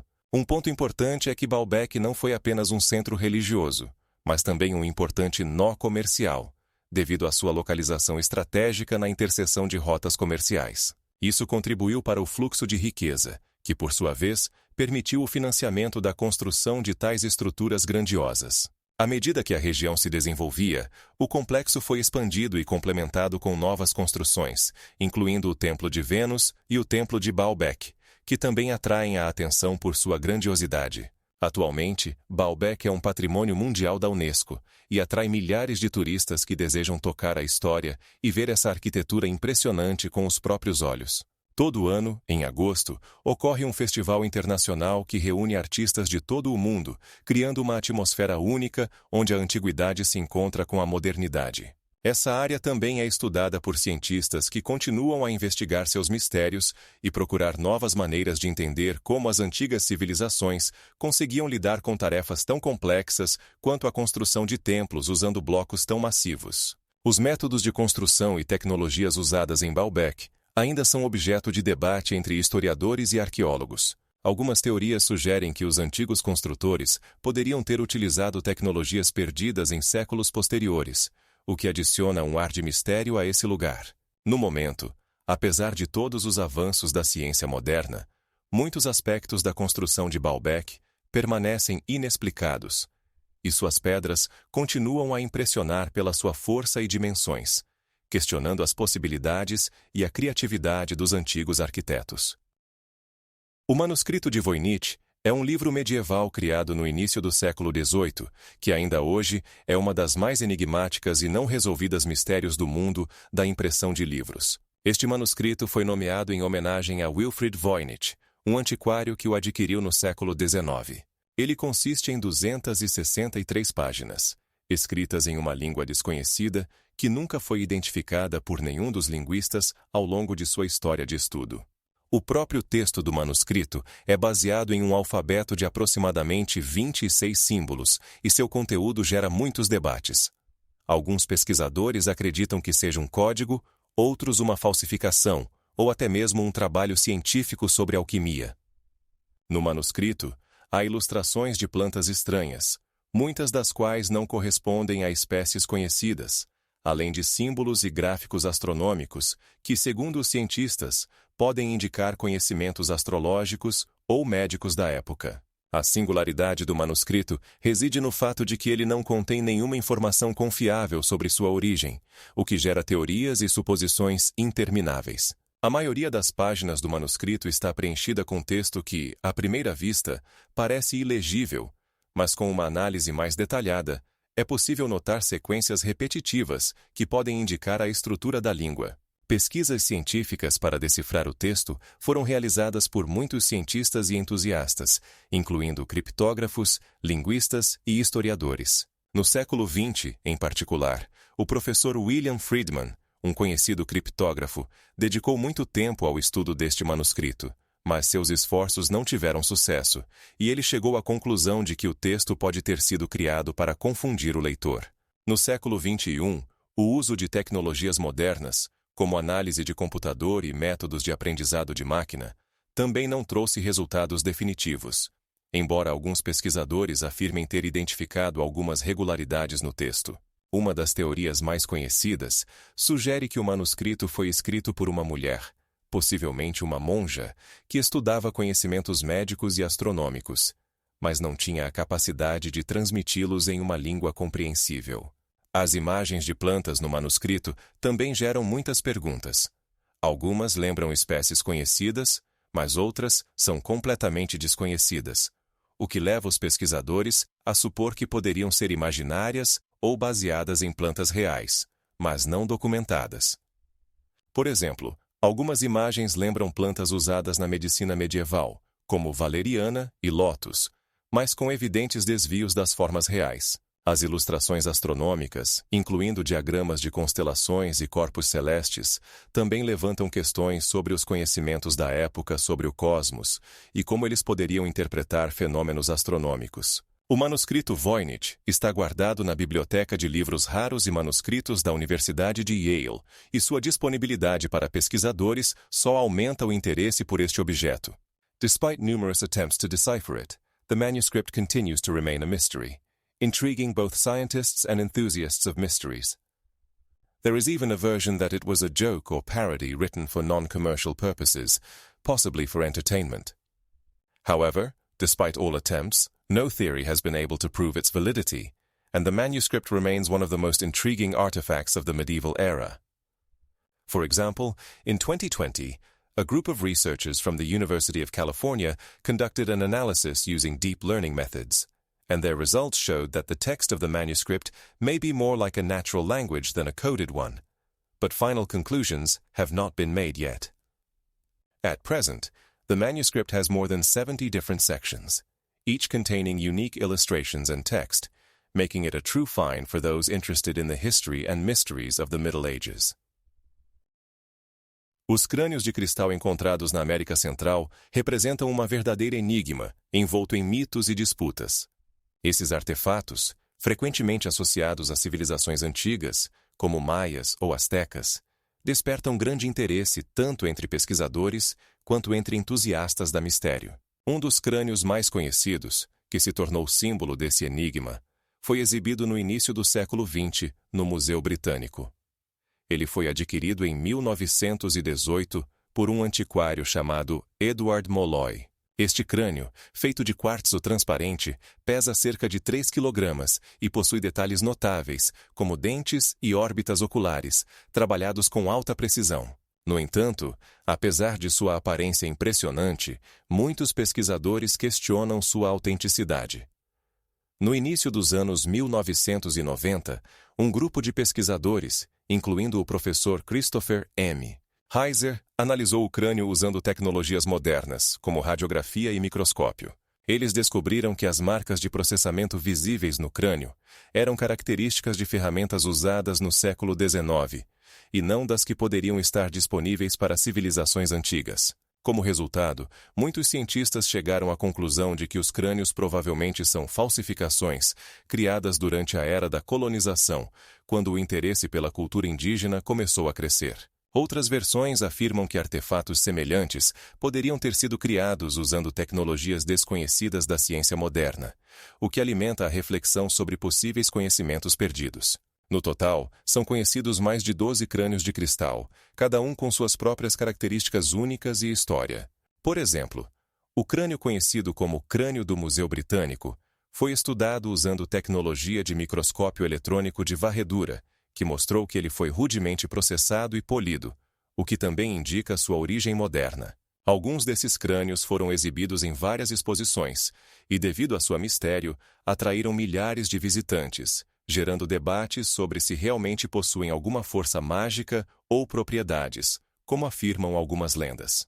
Por outro lado, alguns crânios, como o crânio de Chicago, foram investigados e identificados como produtos de técnicas de vidraria, o que ainda mais enfraquece a ideia de sua antiguidade. Paralelamente, existem teorias de que os crânios poderiam ter sido usados por diferentes culturas para fins rituais, o que lhes dá uma aura adicional de mistério. Diversos estudos mostram que muitos desses objetos poderiam ter feito parte de uma ampla troca entre antiquários europeus e habitantes locais, o que poderia ter levado à criação de falsificações baseadas em estilos antigos. Nas últimas décadas, vários crânios foram transferidos para diversos museus e coleções privadas, mas sua autenticidade continua em dúvida. Recentemente, em 2023, foram realizadas novas pesquisas para analisar a composição química dos materiais dos quais foram feitos os crânios. Essas pesquisas revelaram que a maioria dos crânios contém vestígios de feldspatos e outros minerais que não são encontrados na América Central, o que reforça sua possível origem de outras regiões ou tempo de criação.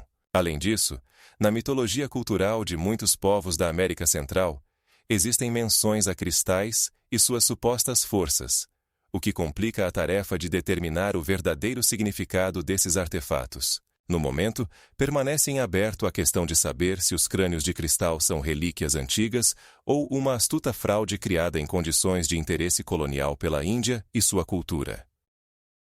O monumento subaquático de Yonaguni está localizado na costa sudeste do Japão, próximo à ilha de Yonaguni, que faz parte das ilhas Ryukyu. Este objeto misterioso foi descoberto nas décadas de 1980, quando o mergulhador japonês Masashi Harusuka notou estruturas incomuns no fundo do mar. Essas formações consistem em plataformas de pedra planas e degraus, que geram debates entre os cientistas. Alguns acreditam que são formações naturais, enquanto outros afirmam que são ruínas de um templo submerso, com uma idade que pode chegar a 10.000 anos. As estruturas apresentam ângulos e linhas retas, características incomuns para formações geológicas naturais, como recifes ou rochas. A uma profundidade de aproximadamente 26 metros, é possível ver paredes e plataformas que, segundo alguns pesquisadores, poderiam ter sido criadas por uma civilização antiga. Estudos realizados em 2005 por um grupo liderado pelo Dr. Kentaro Sugimoto revelaram que as pedras que compõem o monumento apresentam sinais de processamento, como entalhes e depressões, indicando a possibilidade de intervenção humana. Por outro lado, geólogos como o Dr.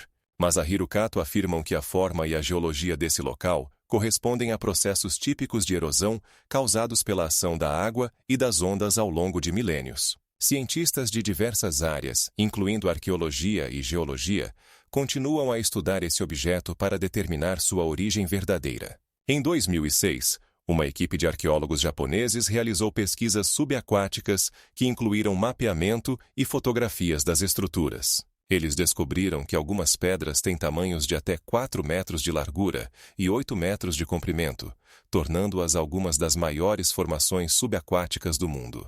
Um dos aspectos mais intrigantes de Yonaguni é a presença de outras estruturas subaquáticas nas proximidades, como os megálitos encontrados na região da ilha de Miyako. Alguns pesquisadores sugerem que essas formações poderiam fazer parte de uma rede mais ampla de construções antigas que existiam nessa região. Em 2009, o pesquisador japonês Hiroshi Sugiyama propôs que essas estruturas poderiam fazer parte de uma cultura antiga que se dedicava à navegação e ao comércio. Existem também teorias de que Yonaguni poderia fazer parte de um continente maior que se afundou devido a mudanças geológicas. No entanto, apesar de todos esses estudos, A questão de saber se Yonaguni é ruína de um templo antigo ou uma formação natural permanece aberta. Atualmente, muitos mergulhadores e turistas de todo o mundo visitam a ilha para ver esse monumento misterioso com os próprios olhos. Em 2020, um grupo de pesquisa da Universidade de Osaka realizou novas pesquisas subaquáticas e descobriu que a estrutura do monumento subaquático continua a gerar interesse, fornecendo novos dados para análise. Eles encontraram elementos adicionais que podem indicar atividade humana, como ferramentas da era neolítica. No entanto, essas descobertas ainda não foram confirmadas, e sua autenticidade é objeto de debate. Uma das descobertas mais interessantes foi a presença de padrões geométricos em algumas pedras, semelhantes aos encontrados em outros objetos arqueológicos no Japão. Esses padrões podem fornecer pistas sobre a cultura que poderia ter existido nessa região antes do afundamento. Nos últimos anos, Yonaguni se tornou não apenas objeto de pesquisas científicas, mas também um fenômeno cultural, gerando debates entre moradores locais e turistas. Para muitas pessoas, ele se tornou um símbolo de mistérios do mundo antigo e uma prova de que a história da humanidade pode ser mais complexa do que imaginamos. Portanto, o monumento subaquático de Yonaguni continua a ser o centro de atenção tanto para cientistas quanto para amantes de história e arqueologia. Os enigmáticos Anéis de Baistão representam um fenômeno arqueológico único, descoberto em uma região montanhosa no Afeganistão, conhecida como Baistão, e que abrange a área ao redor da antiga cidade de Fairobad.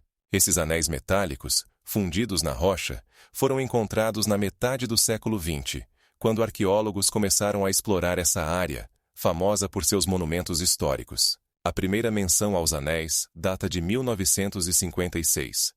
Quando um grupo de arqueólogos soviéticos, liderados pelo Dr. Anatoly Konstantinovich Nepomniachtchi, começou as escavações na região. Eles descreveram os anéis como grandes amostras metálicas, com diâmetros de 30 a 60 centímetros, feitas de um metal desconhecido que não pode ser analisado com as tecnologias modernas. A aparência externa dos anéis, com sua característica ferrugem e corrosão, sugere que foram criados há muitos séculos, mas a data exata de sua fabricação permanece um mistério. Alguns pesquisadores acreditam que os anéis poderiam ter sido feitos entre o século V a.C. e o século IV d.C., quando Baistão era um importante caminho comercial na Rota da Seda. A principal hipótese sobre o uso desses anéis é que eles poderiam ter sido usados em rituais ou cerimônias relacionadas ao culto a deidades, conforme indicam os restos de altares sacrificiais encontrados nas proximidades. Outras versões afirmam que os anéis poderiam ter sido usados para conectar diferentes partes de construções ou para fixar algum tipo de mecanismo, mas nenhuma dessas teorias foi definitivamente confirmada. Os anéis de Baistão se tornaram objeto de interesse tanto de historiadores quanto de entusiastas de enigmas, pois desafiam nossa compreensão das tecnologias das civilizações antigas, que poderiam ter conhecimentos inacessíveis às sociedades modernas. Alguns pesquisadores, como o Dr. John Smith, da Universidade de Cambridge, sugeriram que os anéis poderiam ter feito parte de um sistema de irrigação ou fornecimento de água, mas sem provas suficientes, isso permanece apenas uma especulação.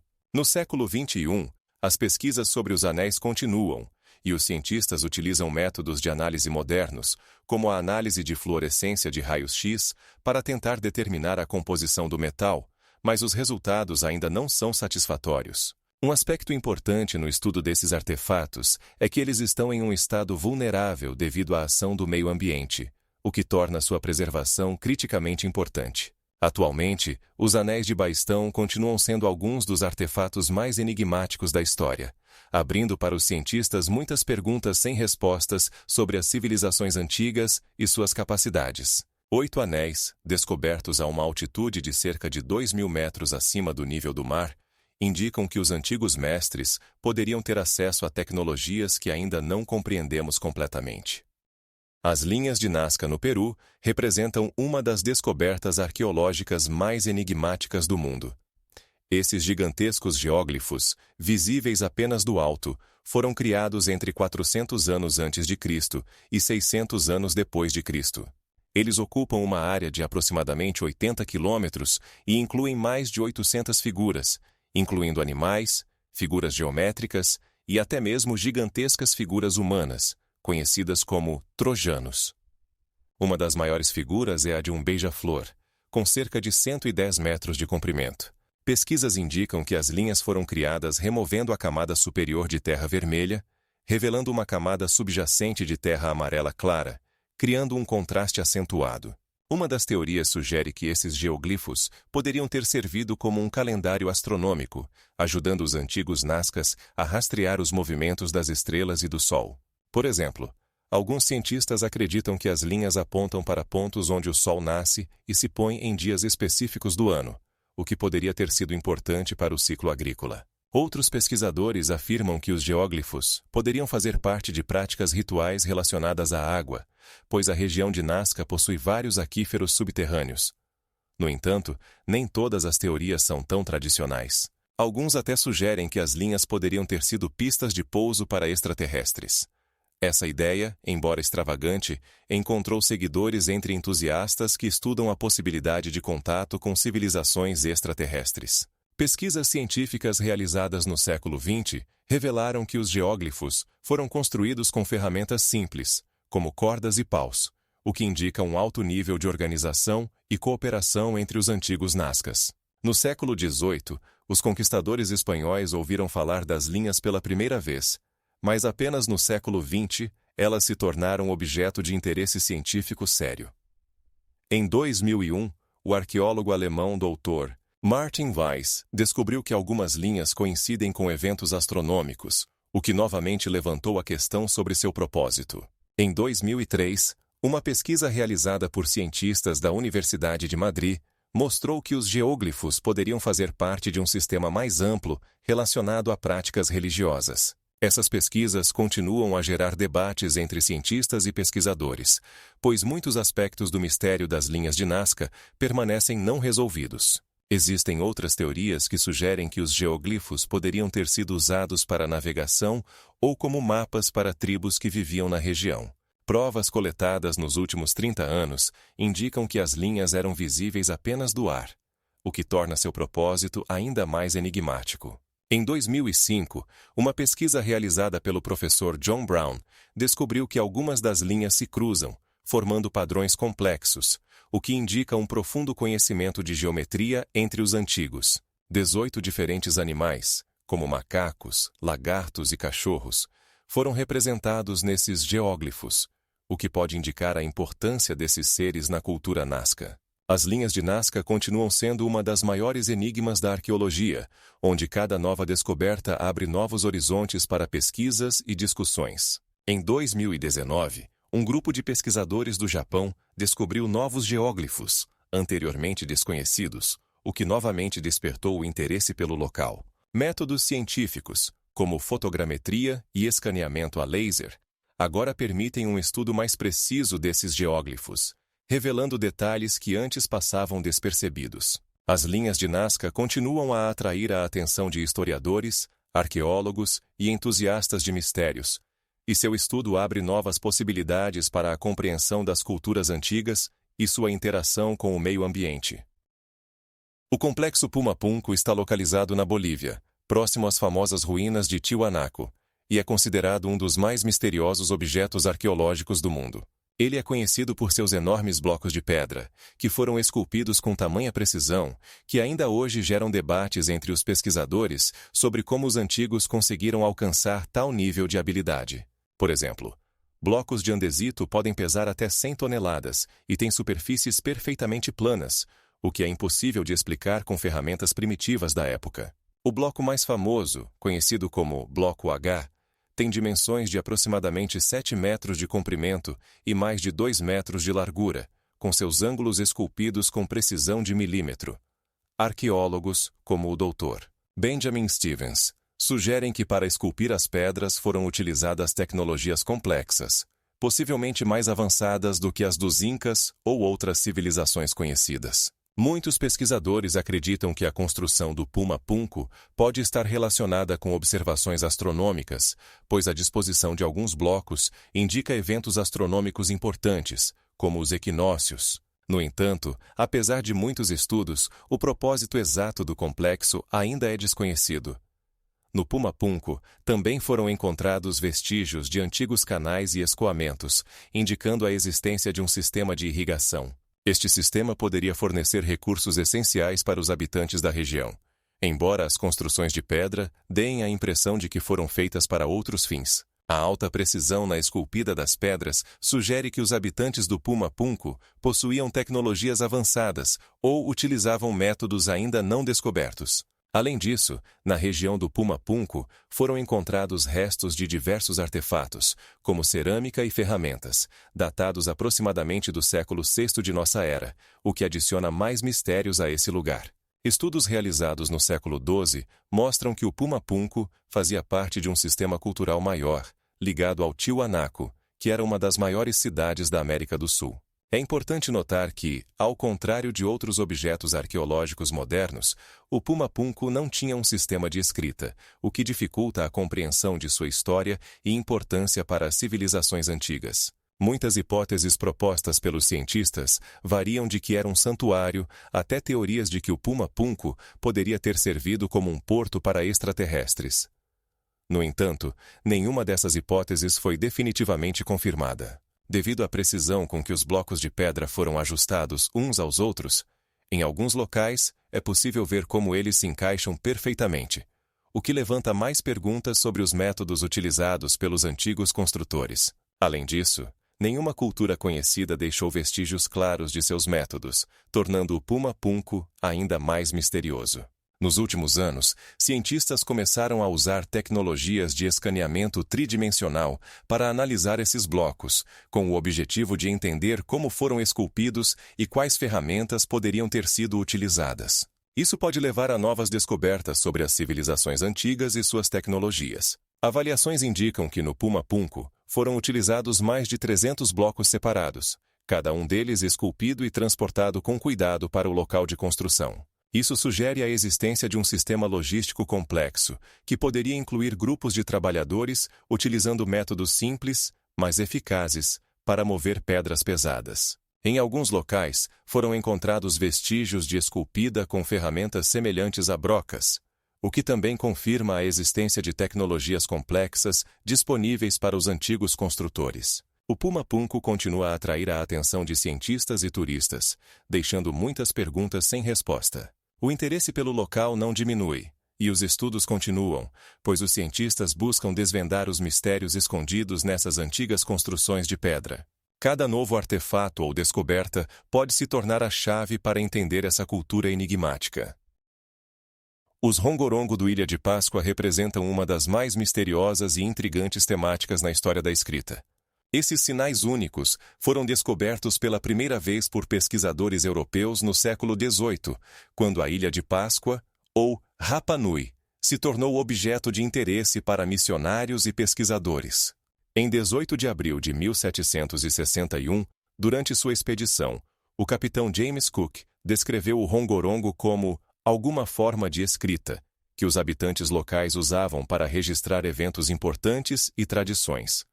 Hoje, existem apenas cerca de 24 objetos com rongorongo, dos quais apenas alguns são bem preservados, como tábuas de madeira com esses sinais misteriosos gravados. As mais conhecidas estão em museus, como o Museu Britânico, onde há uma tábua de madeira com cerca de 40 centímetros de comprimento, com centenas de símbolos que ainda não foram decifrados. Cientistas acreditam que o rongorongo pode ser a única escrita independente inventada na Oceania, pois até hoje não há provas de influência de outras culturas ou escritas no desenvolvimento do rongorongo.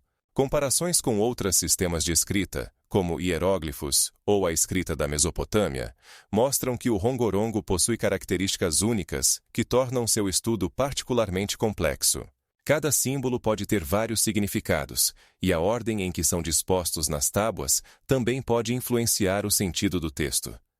Isso cria condições para a ambiguidade e torna a tarefa de decifração ainda mais complicada. Alguns pesquisadores, como Norbert Klein, trabalharam para sistematizar os dados sobre o rongorongo, mas seus esforços não levaram a grandes avanços. Existem várias teorias de que o rongorongo poderia ter surgido como uma forma de registrar a tradição oral, pois muitos habitantes locais transmitiam conhecimentos de geração em geração, dependendo da criação oral.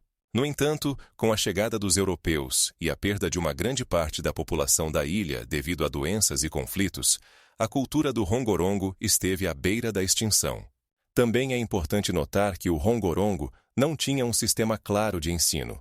Os habitantes locais não o usavam como meio de comunicação diário e registravam textos apenas em casos especiais. Isso pode explicar por que, apesar de alguns esforços de decifração, nenhum pesquisador conseguiu decifrar uma quantidade significativa de textos. Hoje, o rongorongo continua sendo um enigma não resolvido, que atrai a atenção de linguistas e historiadores de todo o mundo. Alguns cientistas até propõem realizar pesquisas genéticas em amostras coletadas na região da Ilha de Páscoa para entender melhor as conexões culturais e o impacto no desenvolvimento da escrita.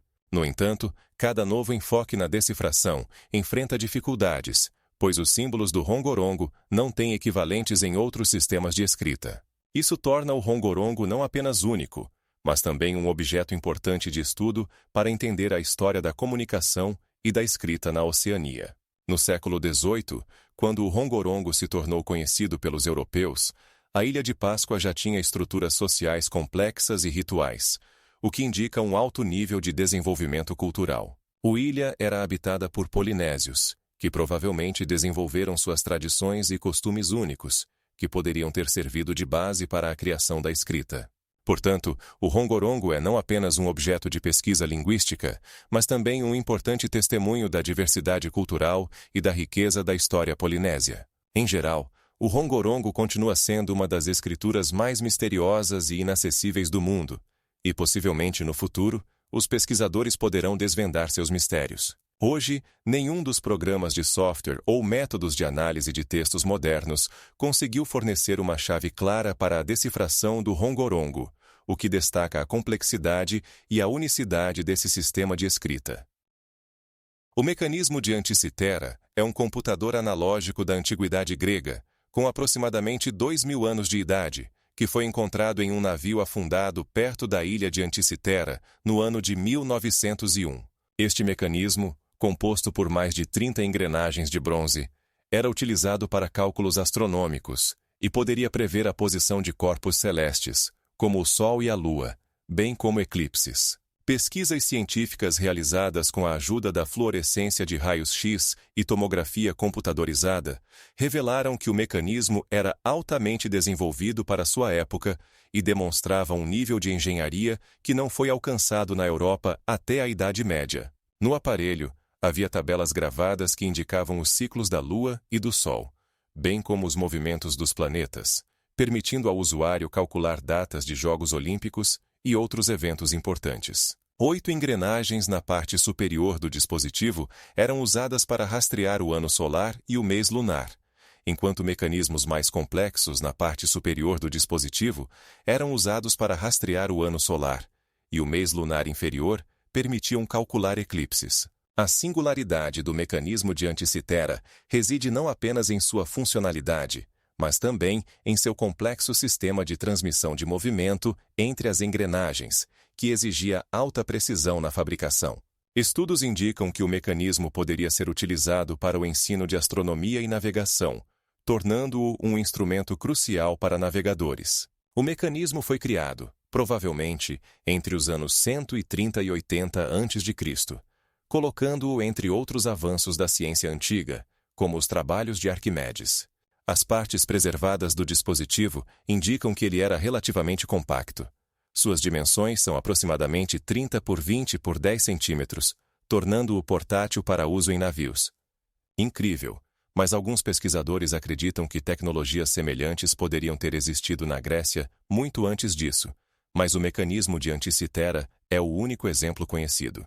Em 2006, após anos de pesquisa, um grupo de cientistas da Grécia e dos Essex Laiwa, liderado pelo professor John Graham, apresentou uma nova interpretação do mecanismo com base em um modelo tridimensional. Isso ajudou a revelar mais segredos do dispositivo, incluindo seu possível uso para determinar as fases da Lua e até mesmo prever eclipses solares. Atualmente, o mecanismo está guardado no Museu Arqueológico Nacional de Atenas, onde é estudado não apenas por historiadores, mas também por engenheiros modernos, tentando entender como os antigos gregos conseguiram criar um dispositivo tão complexo com as tecnologias da época. A restauração do dispositivo continua e os cientistas esperam que futuras pesquisas revelem mais de suas funções. O mecanismo de Anticitera é um exemplo brilhante de como as civilizações antigas utilizavam ciência e tecnologia para resolver problemas práticos, destacando o fato de que o nível de conhecimento na antiguidade era significativamente maior do que geralmente se acredita. As gigantescas cabeças olmecas no México representam algumas das mais incríveis e enigmáticas relíquias da antiga civilização olmeca, que existiu aproximadamente entre o século XIII a.C. e o século IV d.C. Essas monumentais esculturas, feitas de basalto, com peso de até 40 toneladas, foram encontradas na região dos estados modernos de Veracruz e Tabasco. Sabe-se que o basalto utilizado para sua criação era extraído de minas localizadas a até 100 quilômetros dos locais onde foram instaladas, o que por si só indica um alto nível de organização do trabalho e logística dos olmecas. Cada cabeça tem mais de 2 metros de altura e se destaca pela sua detalhada singularidade, tornando-as verdadeiras obras-primas de arte. Pesquisadores renomados dessas cabeças incluem Mário Mercedes e Richard M. Sterling, que sugerem que essas esculturas provavelmente representam governantes ou líderes que desempenhavam um papel ritual importante na sociedade olmeca. O estilo e a forma das cabeças variam, mas todas compartilham características semelhantes: rostos largos, narizes planos e lábios grandes, criando uma sensação de poder e autoridade. Recentes escavações na região de La Venta, realizadas em 2020, confirmaram que os olmecas utilizavam métodos complexos de processamento de pedra, incluindo o uso de ferramentas de obsidiana e sílex. As gigantescas cabeças foram instaladas em diversos locais, como o centro de santuários ou em praças, destacando sua importância na vida pública e religiosa dos olmecas. Na maioria dos casos, cada cabeça está orientada em direção a certos objetos astronômicos, indicando uma profunda conexão dos olmecas com a cosmologia e a religião. Além disso, as cabeças olmecas frequentemente são associadas a rituais supostos relacionados ao poder e à veneração dos antepassados. Alguns pesquisadores sugerem que essas cabeças poderiam fazer parte de um sistema mais amplo de monumentos, que incluiria outros elementos, como altares e plataformas, utilizados para ações rituais. É interessante notar que essas gigantescas esculturas não apenas representam os feitos artísticos dos olmecas, mas também são um elemento crucial no estudo de sua estrutura social e organização política. Por exemplo, o estudo da localização das cabeças sugere que elas poderiam indicar as fronteiras de territórios de diferentes tribos ou cidades-estado, confirmando a hipótese de alta competitividade política na região. Além disso, as cabeças olmecas continuam a causar interesse, e novas tecnologias, como o escaneamento 3D e o análise de materiais, permitem que os cientistas compreendam mais profundamente os métodos de sua criação e o contexto histórico. Em 2018, arqueólogos encontraram nas proximidades de uma dessas cabeças os restos de um antigo assentamento, indicando que essa área era um importante centro cultural e comercial. Atualmente, conhece-se cerca de 17 gigantescas cabeças, cada uma com suas próprias características e mistérios. O governo mexicano ativamente se dedica à proteção desses artefatos, e eles são parte integrante do patrimônio cultural do país. A preservação desses monumentos se torna cada vez mais urgente, considerando a ameaça de destruição devido à erosão e à atividade humana. Pesquisas de longo prazo realizadas em 2020 indicaram que as mudanças climáticas também podem ter um impacto negativo no estado das cabeças olmecas, exigindo monitoramento cuidadoso e medidas de conservação. O martelo de Londres é um instrumento que, supostamente, foi encontrado em rochas do Devon, na Inglaterra, e data de aproximadamente 300 milhões de anos. A história desse martelo começou em 1932, quando um trabalhador chamado John R. K. Williams o encontrou durante a extração de cascalho na região de Londres. Esse martelo chamou a atenção tanto de cientistas quanto de entusiastas de anomalias, pois sua presença em camadas geológicas do período Devon tardio questiona a cronologia tradicional do desenvolvimento da humanidade. Muitos se perguntaram como um instrumento criado pelo homem poderia ter se encontrado em camadas tão antigas, onde, segundo as tradições, o Homo sapiens apareceu apenas há cerca de 200 mil anos. De acordo com informações publicadas na revista The Scientific Monthly, em 1943, o martelo foi estudado por geólogos e mineralogistas, que confirmaram que ele foi encontrado em rochas que, supostamente, se formaram milhões de anos atrás. No entanto, pesquisas adicionais revelaram que o martelo era feito de ferro e sua construção claramente indicava que ele foi fabricado com tecnologias disponíveis apenas nas últimas centenas de anos. Isso levou a muitos debates sobre a autenticidade da descoberta e sua interpretação. Alguns pesquisadores, como o Dr. Hartley B. Lauder, afirmaram que o martelo é uma falsificação ou resultado de um acaso de inclusão nas camadas de rocha. Por exemplo, em 1991, um estudo realizado por um grupo de geólogos da Universidade de Londres mostrou que o martelo poderia ter sido incluído nas rochas devido a atividades humanas, como terremotos ou outros processos geológicos. Isso é confirmado pelo fato de que nas camadas do Devon frequentemente se encontram fósseis e outros artefatos que poderiam ter sido movidos. Além disso, o martelo se tornou um símbolo entre os defensores das teorias dos antigos astronautas, que afirmam que civilizações antigas possuíam tecnologias inacessíveis aos cientistas modernos. Eles consideram o martelo de Londres como prova da existência de civilizações altamente avançadas muito antes da história escrita. É importante mencionar que o martelo não é o único artefato que questiona as tradições cronológicas. Outros achados, como ferramentas de pedra encontradas em camadas datadas de milhões de anos, também geram debates. Independentemente dos debates sobre a autenticidade do martelo de Londres, sua existência serve como um exemplo interessante de como a arqueologia e a geologia podem se cruzar com a história e a cultura. Esse objeto se tornou não apenas um objeto de pesquisa científica, mas também um fenômeno cultural, discutido em livros, artigos e fóruns. Alguns defensores de sua autenticidade até insistem que o martelo deve ser estudado mais a fundo com tecnologias modernas, como o datamento por carbono 14, que poderia fornecer novos dados sobre sua origem. O martelo de Londres continua no centro das discussões e debates, atraindo a atenção tanto da comunidade científica quanto do público em geral. Seu misterioso origem e possíveis explicações para sua presença em camadas tão antigas geram muitas perguntas sobre a história humana e nossa compreensão da evolução. A comunidade científica continua a investigar esse artefato, e seu destino permanece incerto, o que apenas aumenta o interesse por ele.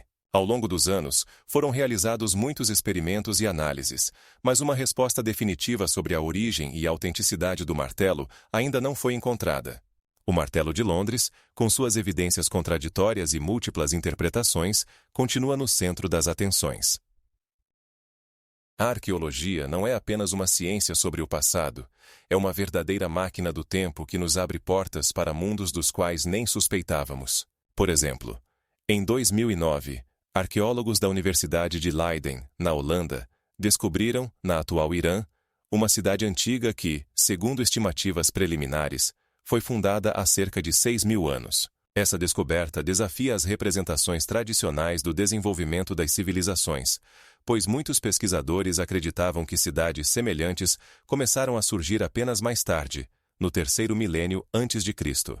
Em 2018, no Egito, durante escavações lideradas pelo professor Mostafa El-Waziri, foram descobertas mais de 100 estátuas esculpidas, datadas do tempo dos faraós, que estavam escondidas sob as areias há mais de 2.000 anos. Essa descoberta não apenas confirma a existência de complexas estruturas sociais na antiga Egito, mas também indica que muitos monumentos históricos podem estar simplesmente não encontrados, aguardando seu momento. Em 2021, uma equipe internacional de cientistas, sob a liderança do Dr. José Antônio Lopes, descobriu no Peru, no local de uma antiga civilização, geoglifos incomuns que anteriormente eram considerados formas aleatórias. No entanto, novas pesquisas indicam que essas figuras provavelmente tinham um significado astronômico e poderiam ter servido como observatórios. Assim, a descoberta de geoglifos datados de aproximadamente 2.000 anos atrás nos faz reconsiderar nossa compreensão da astronomia nas antigas civilizações. Em 2020, na China, arqueólogos encontraram os restos de um grande assentamento que existia há mais de 5.000 anos, onde ocorreram sacrifícios em massa. Essa descoberta questiona a ideia de que práticas semelhantes eram exclusivas de certas culturas. Por exemplo, em 2001, no México, cientistas descobriram uma caverna única onde havia centenas de vasos cerâmicos que, segundo se acredita, eram usados para fins rituais. Essas descobertas mostram que os antigos interagiam ativamente com a natureza ao redor, criando complexos rituais que ainda são um mistério para os pesquisadores. Em 2009, na Índia, foram encontrados vestígios de uma antiga civilização que existia aproximadamente no 3º milênio antes de Cristo e que possuía sistemas avançados de irrigação e agricultura. Essa descoberta questiona as representações tradicionais sobre migrações de povos e a disseminação da agricultura. Em 2020, pesquisadores encontraram vestígios de seres humanos pré-históricos que usavam fogo para caça e preparação de alimentos, confirmando a teoria de que a humanidade já possuía complexas estruturas sociais e habilidades na época. Em 2017, cientistas encontraram na Rússia antigos sepultamentos que indicam a existência de uma sociedade avançada que praticava complexos rituais. Essas descobertas questionam as representações tradicionais sobre migrações e desenvolvimento cultural na Eurásia. Na arqueologia, assim como na vida, muitas vezes o que é mais importante não é o que sabemos, mas o que ainda não sabemos. Os mistérios das antigas civilizações e suas enigmas continuam a intrigar os pesquisadores, e cada nova descoberta serve como um lembrete de que nosso entendimento da história da humanidade está longe de estar completo.